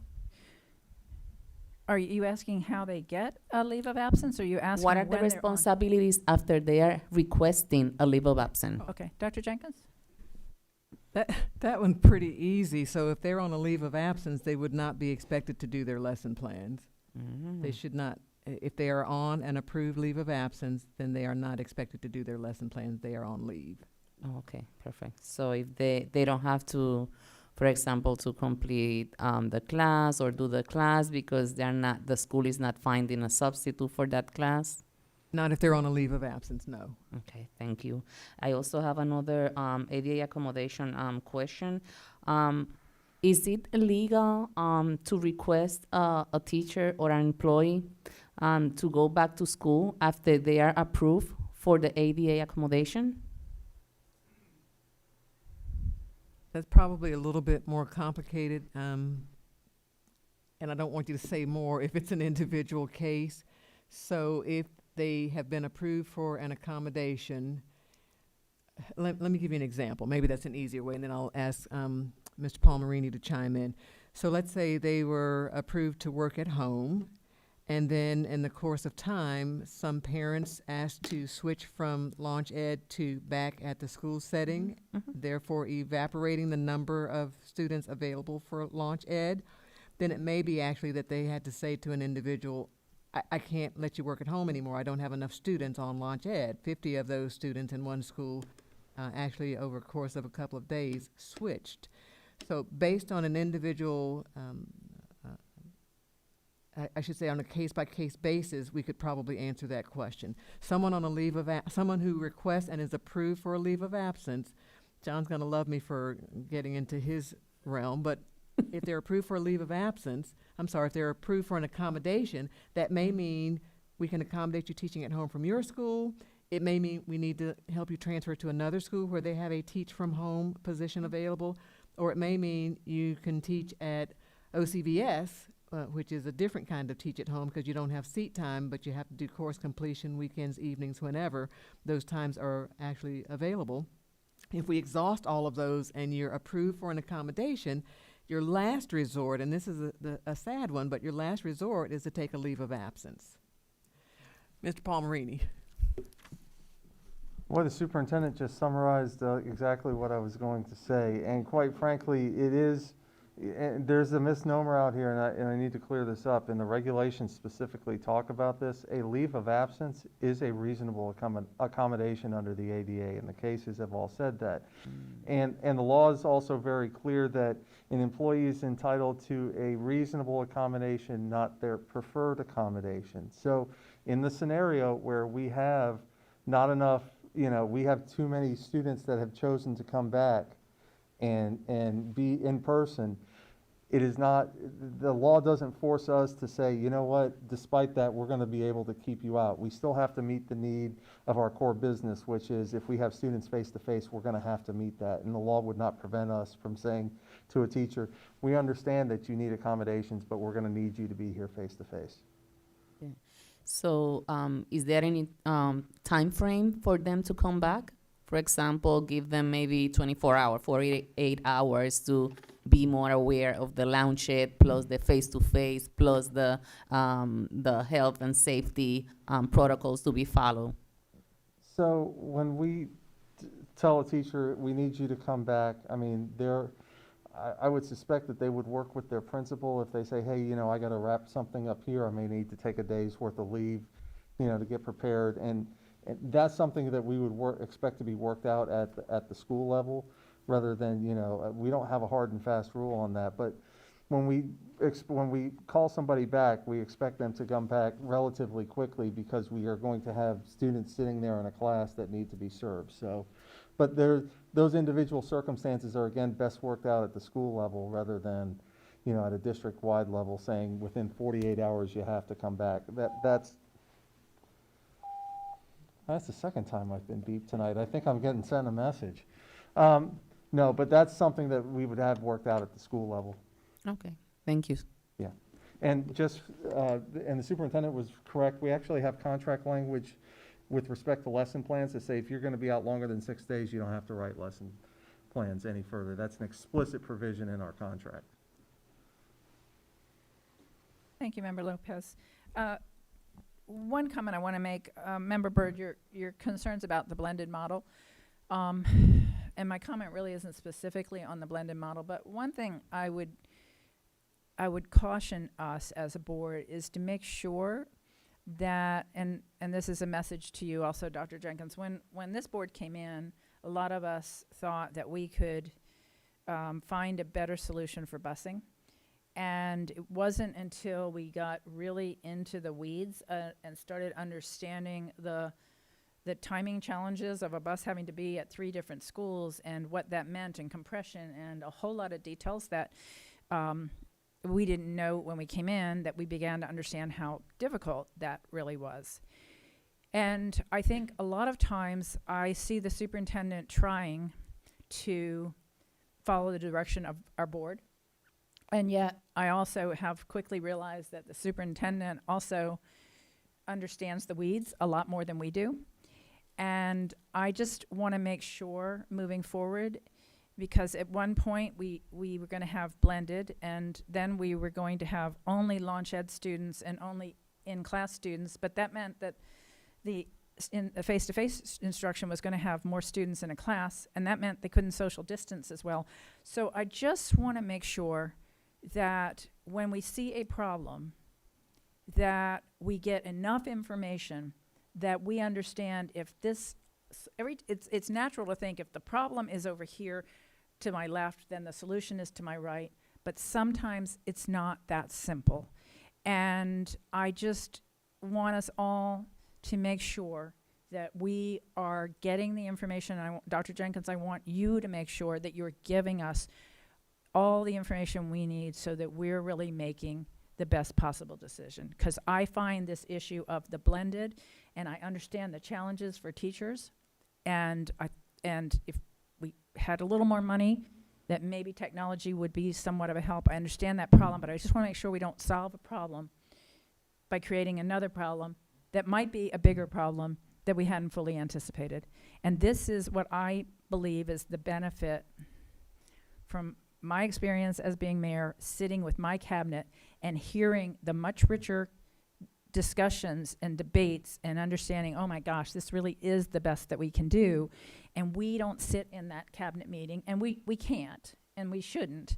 But it takes a lot of time, but it's something that we need so that we're making, and we're backing you, and we're supposed to lead, but we can't lead without great guidance and great information. So the team, which includes the superintendent and her incredible cabinet, we all have to really work hard to listen, not just to what we hear about complaints, but to what we understand about solutions. And then I still agree with everybody that said we need to be creative and we need to keep looking for ways to make it better, because I don't believe we've gotten it. I don't think we're any place close to being perfect. I just want to make sure we don't make changes that take us backwards, you know, because I do think we can do better. And I think all the feedback we get is so vitally important. And I think the board probably gets more than, maybe not. It seems like we get a lot. And I think it's all very valuable to us. But again, that's all I'm going to say on that. Let me go to Vice Chair Gould. And I think we're close to adjourning this meeting so we can start our executive session. Vice Chair Gould, you're recognized. Thank you. I want to just reinforce about some of the blended, and it's all new for everybody. And I had a couple of suggestions that came through discussions I've had. And one might be like a tech tip or a learning tip of the week that's real short, that is at a point in time every week, either at that school, at that grade level, at that class, that only lasts for a couple of minutes tops. It's put on Facebook Live, but then every parent can look at it later if they can't watch it when it's being delivered, and break them up by parents, teachers, kids kind of thing, because it is difficult in meeting with my parents this week and talking about people who've gone face-to-face and in launch ed, in trying to get into the groove of this. I think it will happen. There's always a warm-up of school for a couple of weeks, and this is just going to take longer. But we need to set those expectations and also give them all kinds of tips and tools to be successful and make it engaging and fun. Also, something that I was asking the superintendent and Dr. Vasquez about today is, not every grade is the same, and some grades take a little bit more time. Kindergarten in particular, especially the first 9 to 12 weeks of school, these kids are just getting used to being in this kind of structured environment. Is there a way we could provide part-time paraprofessional subs to help the teachers with managing those rules around safety and health, so that the teacher has a little bit more time to engage and teach, especially in a blended environment? That grade in particular is probably challenging. There may even be some others, but that might be worth looking at care dollars or some ways to partner even with our additions volunteers and our faith partners who have skilled people who have already been trained to go into the schools to just help get the kids into that groove and into this new structure so that it is productive and fun and not frustrating for our teachers. So those were my only comments and suggestions. And I've asked them to find out how much it would cost if we had to bring in substitute paraprofessionals for a 7-week period. All right, thank you, Vice Chair Gould. Dr. Jenkins, anything else? All right, Ms. Enval, do you need to make an announcement before we adjourn this meeting? I do. You just need to adjourn this meeting and then we'll reconvene a new public meeting for our executive session. All right, this meeting